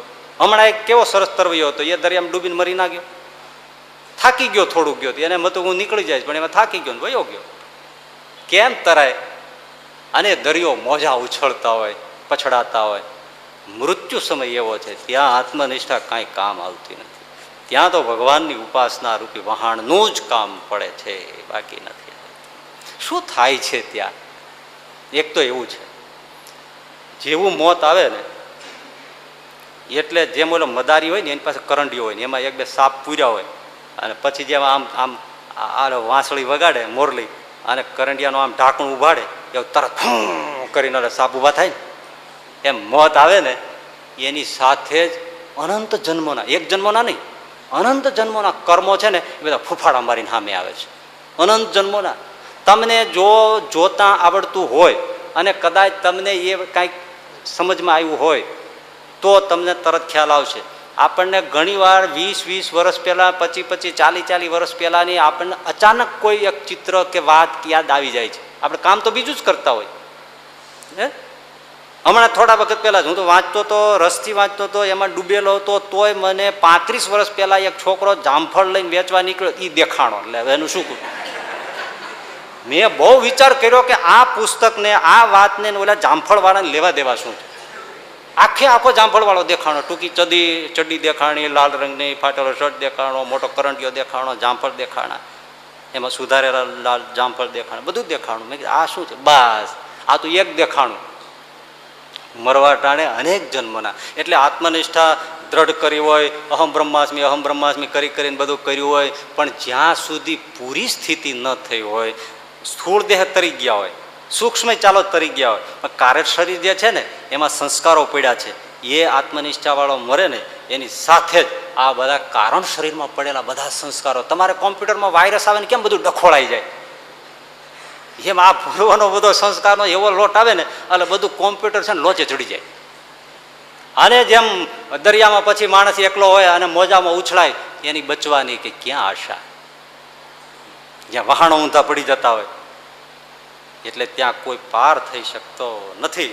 ત્યાં તો ભગવાનની ઉપાસનાનું કામ પડે છે. ભાઈઓ, લૌકિક વિદ્યા તો કામ નથી આવતી, મોત સમય આત્મનિષ્ઠા પણ કામ નથી આવતી, જ્ઞાન નિષ્ઠા કામ નથી આવતી. એટલે શંકરાચાર્યજી કહે ભજ ગોવિંદમ ગોવિંદમ ભજ મૂઢ મતે પ્રાપ્તે સન્નિહિતે મરણે નહીં રક્ષતી ડુકરું કરણે. આ ડુકરું કરણે છે ને એમાં જ બધો છે ખજાનો. આ શાસ્ત્રોનો સાર, એ ઈશારો જ ત્યાં સંસ્કૃતનો મૂકી અને શંકરાચાર્ય કહે છે કે બીજી કોઈ વિદ્યા ત્યાં કામ નહીં આવે. ભજન કરી લે, ભજન કર. હા, તમે જ્ઞાન સાધો, યોગ સાધો, જે કરો, પણ એની સાથે ભજન જોડો તો કામ ના. કોઈનો જ્ઞાન માર્ગ રુચિ હોય, કોઈને યોગની રુચિ હોય તો કરવાનું, પણ ભગવાનને છોડીને નહીં. આ કોઈને સગવડતા હોય તો સ્કૂટર ઉપર જાય, કોઈની સગવડતા હોય તો રિક્ષા બાંધી લે, કોઈને સગવડતા હોય તો સરસ મજા મર્સિડીઝ ગાડી લઈ જાય, એ જેની જેવી એની ક્ષમતા. પણ હરિભજન સાથે હોવું જ. રિક્ષામાં બેઠા હોય ભજન કરો તો જ તમને, નહીતર ક્યાં ભટકાઈને ઊંધું પડી જાય છે એવું કંઈ કહેવાય? એ ગાડીવાળાએ ભજન કરવું પડે અને રિક્ષાવાળાએ કરવું પડે, કારણ કે ક્યાં કોણ ઊંધો પડી જાય શું ખબર પડે. રિક્ષામાં બેઠેલો એક જણો બોલો રિક્ષાવાળો એવી ચલાવે આમથી આમ હું આમ આમ આમ આમ, ઓલો બિચારો ગામડેથી પહેલી વાર આવેલો, એટલે ઓલો એટલો ગભરાઈ ગયો. રિક્ષાવાળાને ખભે હાથ મૂકીને કે ભાઈ જરા ધીમે ચલાવો, સીધી ચલાવો, શાંતિથી ચલાવો, હું પહેલી વાર જ રિક્ષામાં બેઠો છું, ગભરાવું છું. તો પેલો કે હું પહેલી વાર રિક્ષા ચલાવું છું, હું ગભરાવું છું? હું પહેલી વાર જ ચલાવું છું, હું ગભરાવું છું? એટલે ગાડી હોય, મોટર હોય, રેલવે હોય કે ચાર્ટર પ્લેન હોય, હરિભજન બધાને જરૂર છે. કારણ કે ગમે ત્યારે ગમે તે ઊંધો પડી જાય, જરૂર તો છે. અદભુત. એટલે આપણે સમજવાનું એ છે, આ કંઠી પહેરીએ, ગુરુ પાસે જઈને દીક્ષા મંત્ર લઈએ, વિધિવત શરણે થઈએ, મંત્રથી ભગવાનને આશ્રય થઈએ, વાત મામૂલી લાગે, કામ 3 મિનિટનું, એ દેખાતું સામાન્ય વિધિ, અને હાવ સરળ હાથમાં માળા લઈ સ્વામિનારાયણ સ્વામિનારાયણ, નહીં ભૂખ્યું રહેવાનું, નહીં તપ કરવાનું, નહીં ઊંધા પગે લટકવાનું, નહીં વન વગડે જવાનું, કાંઈ નહીં. તમ તારે એક હાથે તમ તારે દૂધનો ગ્લાસ પીતા જાઓ, આઈસ્ક્રીમ ઝપટ મારતા જાઓ, અરે આઈસ્ક્રીમ આમ ખાતા સ્વામિનારાયણ સ્વામિનારાયણ, તોય પાર થઈ જાઓ. એટલે આવું આ દેખાતું સાવ સાદું સીધું, પણ એનો કેટલો મહિમા છે એ જોવાની જરૂર છે. લાગે સાવ સીધું સાદું, એટલે આપણે જે કરીએ છીએ ને એ હાવ મામૂલી લાગે છે. લ્યો કંઠી પહેરી લીધી, ગુરુ પાસે જઈ આવ્યા અને ભગવાનનો આશરો કરી લીધો, અને સવાર સાંજ થોડી થોડી માળા કરીએ છીએ અને ભગવાનનો આશરો રાખ્યો છે. લાગે છે સામાન્ય, પણ ખબર નથી એ કેવડું મોટું કામ કરે છે, કેવડું મોટું કામ, કે ત્યાં બધા શાસ્ત્રો ડૂબી જાય એવું કામ છે. પણ વિધિવત ભગવાનને આશ્રય થવું, કંઠી પહેરવી, હાથે પહેરી લેવી એ વાત નથી, બહુ છે. તમે તમે હાથે નાથે હાથમેળ કરી લ્યો, એ સમાજમાં વેલિડ ન થાય. તમને બે મન મળી ગયા હોય ને હાથે હાથે મન હાથ મેળવી લ્યો, એ સમાજ ન સ્વીકારે ને. તમારે વિધિવત લગ્ન કરવા પડે, વચ્ચે ગોરદાદા હોય કે પછી કોર્ટનો પેલો જજ હોય, પણ એ કાંઈક તો કરવું જ પડે ને, એ તમને જોડે પછી તમારે વાંધો નહીં. એમાં વિધિવત થવું જરૂરી છે. હવે વિધિ આજના ભણેલા ગણેલા હોય એટલે તરત હવે એ શું હરિભજન કરો, ઘણા નથી લોકો બધા જાહેરમાં મોટા મોટા વ્યાખ્યાતો પ્રવચનો કરે કે હવે કંઠા ભાળ્યા, લે કંઠા કે મારે જો કંઠીઓ બાંધવાની હોય ને તો આખા દેશમાંથી કંઠીઓ ખૂટી પડે, તે બાંધો ને કોણ ના પાડે છે? એ તો બાંધવા બેસોથી ખબર પડે કેટલા આવે છે, સાંભળવા હવ આવે. કંઠી બાંધવા એમ કોઈ ન હોય, એટલો બધો સમાજ કઈ મૂર્ખો નથી. એ વાતું થાય, એ કંઠીને કંઠા ના કહેવાય, એમાં ફેર પડે છે. આશ્રયનો મહિમા છે ભાઈ, કેમ કહેવાય. કુકાઓ પાસે 1-2 વાત કરી પૂરું કરીશ. અમૃતના ઓડકાર આવે એવી વાતું છે ભાઈ. આપણે જેને સાવ સામાન્ય આશ્રય માન્ય છે ભાઈ, એટલે ભજ ગોવિંદમ ગોવિંદમ ભજે મૂળ મતે, કઈ સામાન્ય વાત શંકરાચાર્ય નથી. આટલા જ્ઞાનના નિષ્કર્ષ પછી એમ કે છે કે ગોવિંદનું ભજન સિવાય કાંઈ કામ નહીં આવે. નહીતર એમ ન કે બ્રહ્માસ્મી અહમ બ્રહ્માસ્મી કામ આવશે, બીજું કંઈ કામ નહીં આવે, તું આ ક્યાં મીંડો કરવા? આ ડુકરું કરને મૂકી દે અને અહમ બ્રહ્માસ્મી અહમ બ્રહ્માસ્મી અહમ બ્રહ્માસ્મી મૂળ મટે, આ જપતું એ જ કામ આવશે. ના, એવું નથી કહ્યું. ગોવિંદનું ભજન કર, એ જ કામ આવશે, બીજું કાંઈ કામ આવશે નહીં. એનો અર્થ એ નથી કે આત્મનિષ્ઠા કામ નથી આવતી. હા, તમે શંકરાચાર્ય જેવી સ્થિતિ કરી નાખી હોય, થઈ ગઈ હોય કે દેહ ઓગળી ગયો હોય, સાવ દેહ ભાવ જ ઓગળી ગયો હોય, અને સર્વત્ર વ્યાપક એવું જે અક્ષર બ્રહ્મચિદાનંદ છે એની સાથે આત્મા એક થઈ ગયો હોય અને પ્રકૃતિનું કાર્ય નજરમાં જ ન આવતું હોય, એવી બ્રાહ્મી દશા થઈ ગઈ હોય તો એ તરી જાય. એને કોઈ કારણ શરીરે નીકળી ગયું ને. બાકી એક સેજ કારણ શરીર ચોંટ્યું હોય તો આત્મનિષ્ઠાવાળો હલવાય ખરો, કારણ કે પોતાના બાહુબળથી દરિયો તરવાનો છે. અને પેલો જે આશ્રયવાળો છે એ તો નાવમાં બેસી ગયો છે. એટલું એને મોટું સરળ કામ છે. સાંભળો, કુકાઓ પાસે વાઘણિયા ગામ છે, અમરેલીની પાસે કુકાઓની પાસે વાઘણિયા ગામ. ત્યાં જુનાગઢના આપણે ગુણાતીતાનંદ સ્વામીની સાથે રહેલા એવા કૃષ્ણચરણદાસજી સ્વામી, સ્વામિનારાયણ સંપ્રદાયના કૃષ્ણચરણદાસજી સ્વામી એ વાઘણિયા પધારેલા મહાપુરુષ, સમર્થ, અતિ સમર્થ. હરિમૂર્તિમાં ખોવાઈ જાય, પલાઠી વાળીને બેસે કે ના બેસે, અખંડ ખુલ્લે કે બંધ આંખે ભગવાન સ્વામિનારાયણ અખંડ રસ પીવે એવા મહાસમર્થ. એ વાઘણિયા આવ્યા. હવે એ વખતે બન્યું શું, ગામમાં એક વાલાભાઈ વસોયા કરીને એક ભાઈ, એ બીમાર બહુ થઈ ગયેલા. અને પીડા તો આપણે વાત કરી ને, શરીર વેદનાત્મક, એવી પીડા થાય કે ન બેસાય, ન ઉઠાય, ન સુવાય, ન મરાય, ન જીવાય, આવી વેદનાઓ થાય, ચીસો પાડે. એમાં એને ક્યારેક ક્યારેક સ્વામી ત્યાં આવતા હોય એટલે પછી નામથી જાણતા હોય, ક્યારેક સત્સંગમાં બેઠા હોય, સાંભળી હોય, સાધુ સંત માનીને વાતો સાંભળી હોય, એટલે કોઈએ કીધું પાસેથી જાણ્યું કે કૃષ્ણચરણદાસજી સ્વામી આવ્યા છે. એટલે આને થઈ ગયું કે ભાઈ એ બાપા એ મોટા સાધુ છે, એને જઈને કોઈક કહો ને, મારું આ દુઃખ દૂર કરે, ભાઈ સાહેબ મારો રોગ મટાડે, મને સાજો કરે, જઈને કોઈક તો કયો મારા વતી. કોઈ દયાળુ હોય એટલે જઈને તરત સ્વામીને વાત કરી કે સ્વામી આ ગામમાં એક વાલાભાઈ વસોયા છે, બીમાર બહુ છે અને પીડાય છે બહુ, તો તમને યાદ કર્યા છે. સ્વામી કે એમ શું કહેતો હતો? એ કે કોઈ સ્વામીને કહો ને મારો દુઃખ મટાડે ભાઈ સાહેબ, મારી કોઈક વાત પહોંચાડો. બહુ કરગરતો હતો. એમ? સ્વામીને દયા આવી ગઈ. સ્વામી કે હાલો હાલો આપણે ત્યાં જઈએ. જજો આવ્યા કૃષ્ણચરણદાસજી સ્વામી, જે કાંઈ ખુરશી કે કાંઈ એસી લઈને મૂકી દીધું. સ્વામી આવીને બેઠા, વાલાભાઈ સામે નજર કરી, શું છે બાપલિયા? અરે બાપા રડી પીડ્યા. સ્વામી હે મહાત્માજી, હે બાપજી, ભાઈ સાહેબ દયા કરો, મારો આ દર્દ મટાડો. સ્વામી કે અબ ઘડી મટાડી દઉં. આ 5 પીડા જે જીવને ઉપડે છે ને એ વાત કરી હતી ને, જ્યાં બીજું કંઈ કામ આવતું નથી. આવીને બેઠા, અબ ઘડી મટાડી દઉં.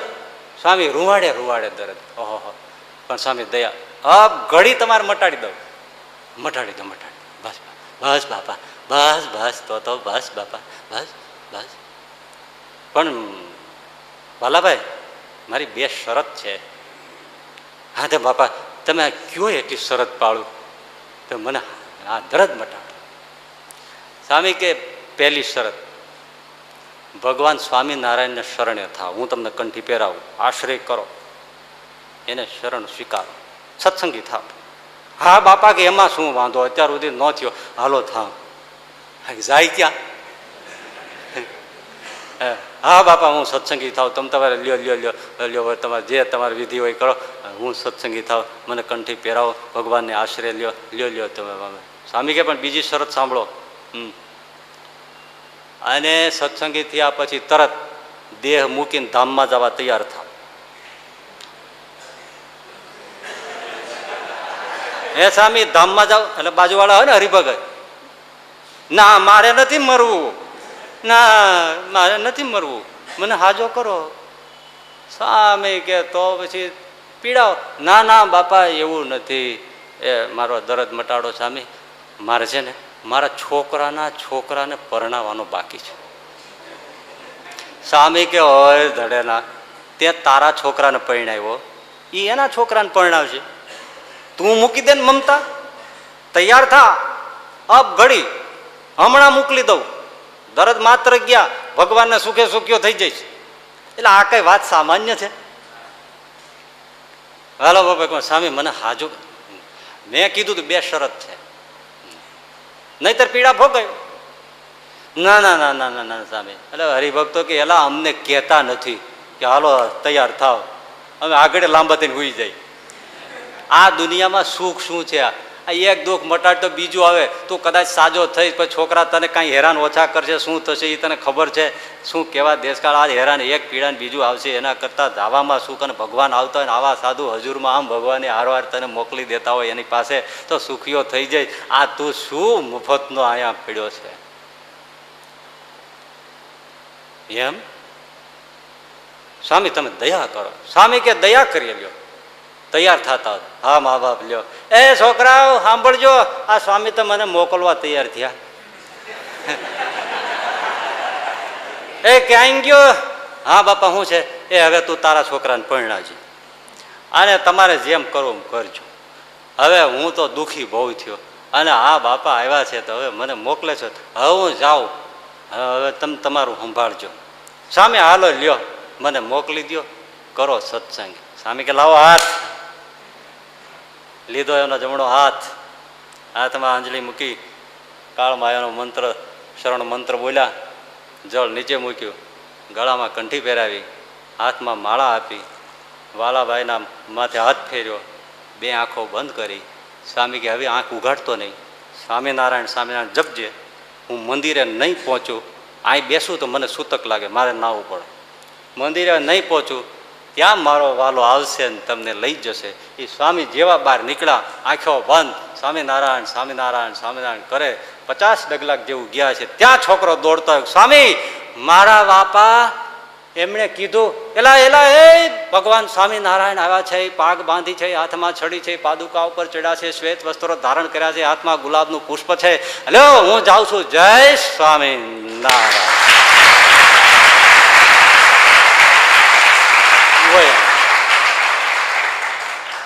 જુઓ, સારંગપુરના 14મા વચનામૃતમાં શ્રીજી મહારાજ એક વાત કહે છે કે આ જીવ છે ને, જે સંસારી છે, ભગવાનને શરણે નથી, એ કેમ મરે છે ને શું થાય છે, ભક્ત કેમ મરે છે ને શું થાય છે, એ સારંગપુરના 14મા વચનામૃતમાં મહારાજે કહી છે કે જે ભગવાનને આશ્રય નથી, ભલે ગમે તેવો હોય, તો એનો જ્યારે દેહ જુદો થાય, દેહથી જીવ જુદો પડે છે, ત્યારે એને યમ જુદો કરે, યમના દૂતો આવી એના જીવને દેહથી જુદો પાડે છે અને તરત એને પ્રેતનું દેહ મળે છે. પ્રેતનું દેહ એટલે પૃથ્વી જળ 2 તત્વ ન હોય, તેજ વાયુનો આકાશ 3 તત્વનું શરીર મળે, એ પ્રેત શરીર છે. એકને પ્રેતનું શરીર મળે, 3 તત્વનું. જે ભગવાનના ભક્તિ આશ્રય નથી એને તરત જ એને પ્રેતનું શરીર મળે અને એ પ્રેતના શરીરે પછી યમપુરીમાં જાય છે અને મહાકષ્ટને ભોગવે છે.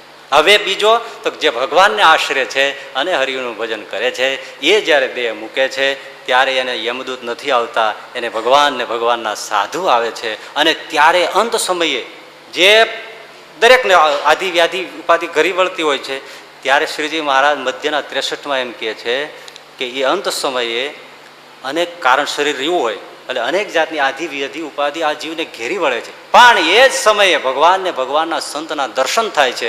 દર્શન થતાની સાથે જઈને તમામ આધિ વ્યાધિ ઉપાધિ તરત શમી જાય છે અને જીવ પરમ સુખીઓ થઈ જાય છે. આ મહારાજ કે આ આશ્રયનું ફળ છે. તો ભગવાનના સાધુ એને તેડવા આવે છે, એના દેહમાંથી જીવને જુદો કરે છે એવો શબ્દ યમ લેવા આવે એમાં વાપર્યો. અહીંયા શું વાપર્યું કે એને ભગવાનના સંતના દર્શન થાય છે અને એનો જીવ દેહને મૂકીને જુદો થાય છે. જુદો કરે છે નહીં, જુદો થાય છે. જેમ આમ રે સર આમ કેમ તરત આપણે તમારે ઓલા 2 પડવાળી રોટલીને કેમ આમ જરીને આમ જુદી કરી નાખો, હે એકદમ સરસ મજાનું તેલ લગાવીને 2 પડી રોટલી કરી હોય ને, આમ કરીને આમ જુદા થઈ જાય, 2 પડ આમ ખખડાવો ખખડીને નોખા પડી જાય, એમ જુદો થાય છે. અને એ જ 2 પડી રોટલી સરખું તેલ લગાવ્યું ન હોય, પૂટ ન માર્યો અને વણવાની અંદર એકબીજા કડચડી પાડી દીધી હોય અને પછી રોટલી કાચી હોય, પછી ઉખેડવા જાય તૂટી જાય પણ પડ નોખું પડે નહીં. એ ભગવાનનો આશરો નહીં એનું. અને જેને ભગવાનના આશરે છે એને આમ 2 પડ આમ રૂખા પડી જાય ને એકદમ, એમ એનો જીવ જુદો પડે છે અને ભગવાન એને દિવ્ય શરીર આપે છે, એક ચિન્મય પ્રકાશનું શરીર, એવું શરીર આપે છે અને એ શરીરે કરીને એ ભગવાનના ધામમાં ભગવાનની સમીપે જઈને નિવાસ કરે છે. આ ભગવાનના ભક્તને ફળ. વાલાભાઈ ગયા ભગવાનના ધામને પામ્યા. કેટલી આ આશ્રય જો સામાન્ય વાત લાગે પણ કઈ સામાન્ય છે. હવે એ જ સ્વામી એ જ વખતે એક ખેડૂતની વાડીએ સ્નાન કરવા ગયા હતા. 2 વાત કરીને અત્યારે પૂરું કરી દઈ. એ વાડીએ સ્નાન કરવા ગયા હતા, તે સ્નાન કરીને પાછા ફરતા હતા, રસ્તો હતો ને ત્યાં એ વાડી પાસે જ પટેલની વાડી પાસે એક બળદ બેઠો હતો. એટલે સ્વામી કે ભગત આ બળદ અહીં કેમ બેસી ગયો, કોનો છે? એ સ્વામી મારો તો નથી, ગામમાંનો કોઈનો છે, મારે કંઈ નામ દેવું નથી. બિચારા જ્યાં સુધી કામ કર્યું ત્યાં સુધી કામ કરાવ્યું અને કામ કરતો બિચારો આ બળદ થાકી ગયો એટલે છૂટો કરી મૂક્યો, છોડી મૂક્યો. તે ફરતો અહીંયા આવતો, તે હું એને નિરણ પૂરણ નાખતો, પાણી પાતો, તે હમણાં સ્વામી બેસી ગયો છે, હવે ઊભો થતો નથી. એટલે હવે તો બિચારો થાકી ગયો સાવ. સ્વામી કે કેટલા દીથી બેઠો છે? સ્વામી ઘણા 10-15 દીથી એમને બેઠો છે. હા હા એ સાધુ જળ લાવો. લ્યો, તુંબડામાંથી જળ લીધું, બળદની માથે રેડ્યું, શરણ મંત્ર એને બોલ્યા, બળદને શરણે લીધો, ભગવાન સ્વામિનારાયણ સ્વામીને પાણી છાંટ્યું, જય સ્વામિનારાયણ કઈ હાલો ભગત હાલો હાલો આપણે હવે હમણાં બળદને મહારાજ લઈ જશે. વિચાર કરો, અને હજી આમ થોડું ચાલ્યા ત્યાં બળદ જય. ક્યાં શાસ્ત્ર ભણવા ગયો હતો? આશ્રય જુઓ. હજી એક વાત સાવ સાદી, આપણે રાજકોટની બાજુમાં ગુંદાસરા ગામ, મૂળજી ભગતનું નામ તમે બધું સાંભળ્યું. એની પાસે એનો ખેતીમાં બળદ, એ બળદ માંદો થયો, એ ઢોર બાંધવાનું હોય ને એમાં એ બળદ બાંધેલો, થોડો માંદો થઈ ગયો, બળદ બિચારો બેઠો રહે. મૂળજી ભગતને એમ થાય આ 15 વર્ષ સુધી એને ખેતીમાં મદદ કરી, દશાંશ વિશાંશ કાઢીને હું ઠાકોરજીને અર્થે વાપરતો, એમાં એ બળદનો ભાગ છે. હું જે મેં ઠાકોરજી સંતોને અર્થે વાપર્યું, અમારા ભરણ પોષણ કર્યા એ તો ઠીક છે, પણ ઠાકોરજીના અર્થે મેં જે વાપર્યો દશાંશ વિશાંશ એ બધું આ બળદે સેવા કરી છે. એટલે બળદની પાસે ગયા, એના પાસે બેઠા, એના કાનમાં સ્વામિનારાયણની ધૂન કરી, જનમંગલના 108 મંત્રો બોલાવ્યા, બળદ ધ્યાનથી સાંભળ્યા. વિચાર કરો, ધ્યાનથી સાંભળ્યા. અને મહારાજને પ્રાર્થના કરી, મહારાજ જેટલું મેં સેવા કરી છે એટલી જ આ બળદે પણ તમારી સેવા કરી છે, સાધુને અન્ન રોટલામાં સેવા કરી છે. મહારાજ એને હવે આ પીડામાંથી મુક્ત કરો અને આપ લઈ જાઓ. એટલી પ્રાર્થના કરીને ભગત આવી, ઢોલીએ બેઠા, હાથમાં જે માળા લઈ સ્વામિનારાયણ જપવાનું શરૂ કરે. ત્યાં ફરજામાં, એટલે એ ઢોર બાંધવાનું હોય ને એમાં અજવાળું થયું. સહજાનંદ સ્વામી આવ્યા અને બળદને લઈને વયા ગયા. આશ્રય એટલે ભાઈ એક તો વસ્તુ એવી છે, આ ઘણી વાર આપણે જોઈએ ને, કોઈ મરણ પથારી હોય ને, આખું ઘર કાં સૂનમૂન બેઠું હોય અને કાં રોતું કકળતું હોય. અરે મરવા ઉપડ્યો હોય, તૈયાર થયો હોય ને, આ તમે રામાયણ વાંચો, કોઈ હરિકીર્તન કરો, કોઈ ભજનનું ધૂન કરો, નામ સ્મરણ કરો, કોઈ ગીતા વાંચો, ભાગવત વાંચો, રામાયણ વાંચો, વચનામૃત વાંચો, ભક્ત ચિંતામણી વાંચો, અરે હરિસ્મૃતિ વાંચો. અજાણ્યો નર હોય ને તમે હરિસ્મૃતિ વાંચો, સહજાનંદ સ્વામી પાસે વયો જાય. આવું કામ પુરુષોત્તમ પરમ દયાળ કે નાથ નિર્ક્યા છે, પુરુષોત્તમ પરમ દયાળ કે નાથ નિર્ખ્યા. શ્રી ભક્તિ ધર્મના બાળ કે નાથ નિર્ખ્યા છે, આ સુખદાયી સહજાનંદ કે નાથ નિર્ખ્યા છે, સત્સંગીના સુખ કંદ કે નાથ નિર્ખ્યા છે, પુરુષોત્તમ પરમ દયાળ નાથ નિર્ખ્યા. હરિસ્મૃતિ તો ગળે વળગી જો. કોઈની પાસે ગાન કર્યું હોય એનો છેલ્લો છેડો સુધરી જાય, છેલ્લો છેડો કાનમાં ભગવાનનું નામ ગુંજે. ભલે જે કોઈ માનતા જાય, હરે કૃષ્ણ શ્રી કૃષ્ણ ગોવિંદ હરે મુરારે, હે માધવ હે મુકુંદ મુરારી, એ ગાવ. રામ રામ રામ રામ જપો, જય રામ શ્રી રામ, જય જય રામ, જય જય રામ રામ. પણ ભગવાનનું નામ ક્યાંથી? રોવું કકળવું કા સુનમન બેસવું બસ કાંઈ નહીં. બોલો બિચારો પીડાતો માંડ માંડ દેખાતો હોય, બાપા હું મણી તમારી મોટી દીકરી. પરાયણે આંખ્યું ખોલી એને પોતાનું સ્મરણ કરાવે. પણ કોઈ એમ કે બાપા આંખ્યું ખોલો, જો ઠાકોરજીની મૂર્તિ છે, દર્શન કરો, હૈયે રાખો, હમણાં પ્રભુ સહાય કરશે. આવું કોઈ કરે છે ના? કરવા જેવું છે ભાઈ. આ ભગવાનના નામનો આ પ્રતાપ છે અને આશ્રયનો પ્રતાપ છે. એટલે શંકરાચાર્યજી કહે છે, સાધનો બીજા કરે, બીજી વિદ્યાઓ હોય, આત્મનિષ્ઠા હોય, જ્ઞાનમાં શિરમોર હોય, પણ અંત સમયે કામ આવતું નથી. અંત સમયે તો હરિનો આશ્રય. અને ભજ ગોવિંદમ ભજ ગોવિંદમ ગોવિંદમ ભજ મૂઢમતે પ્રાપ્તે સન્નિહિતે મરણે નહીં નહીં રક્ષતે ડુક્રુય કરણે. ભજ ગોવિંદમ ભજ ગોવિંદમ ગોવિંદમ ભજ મૂઢમતે.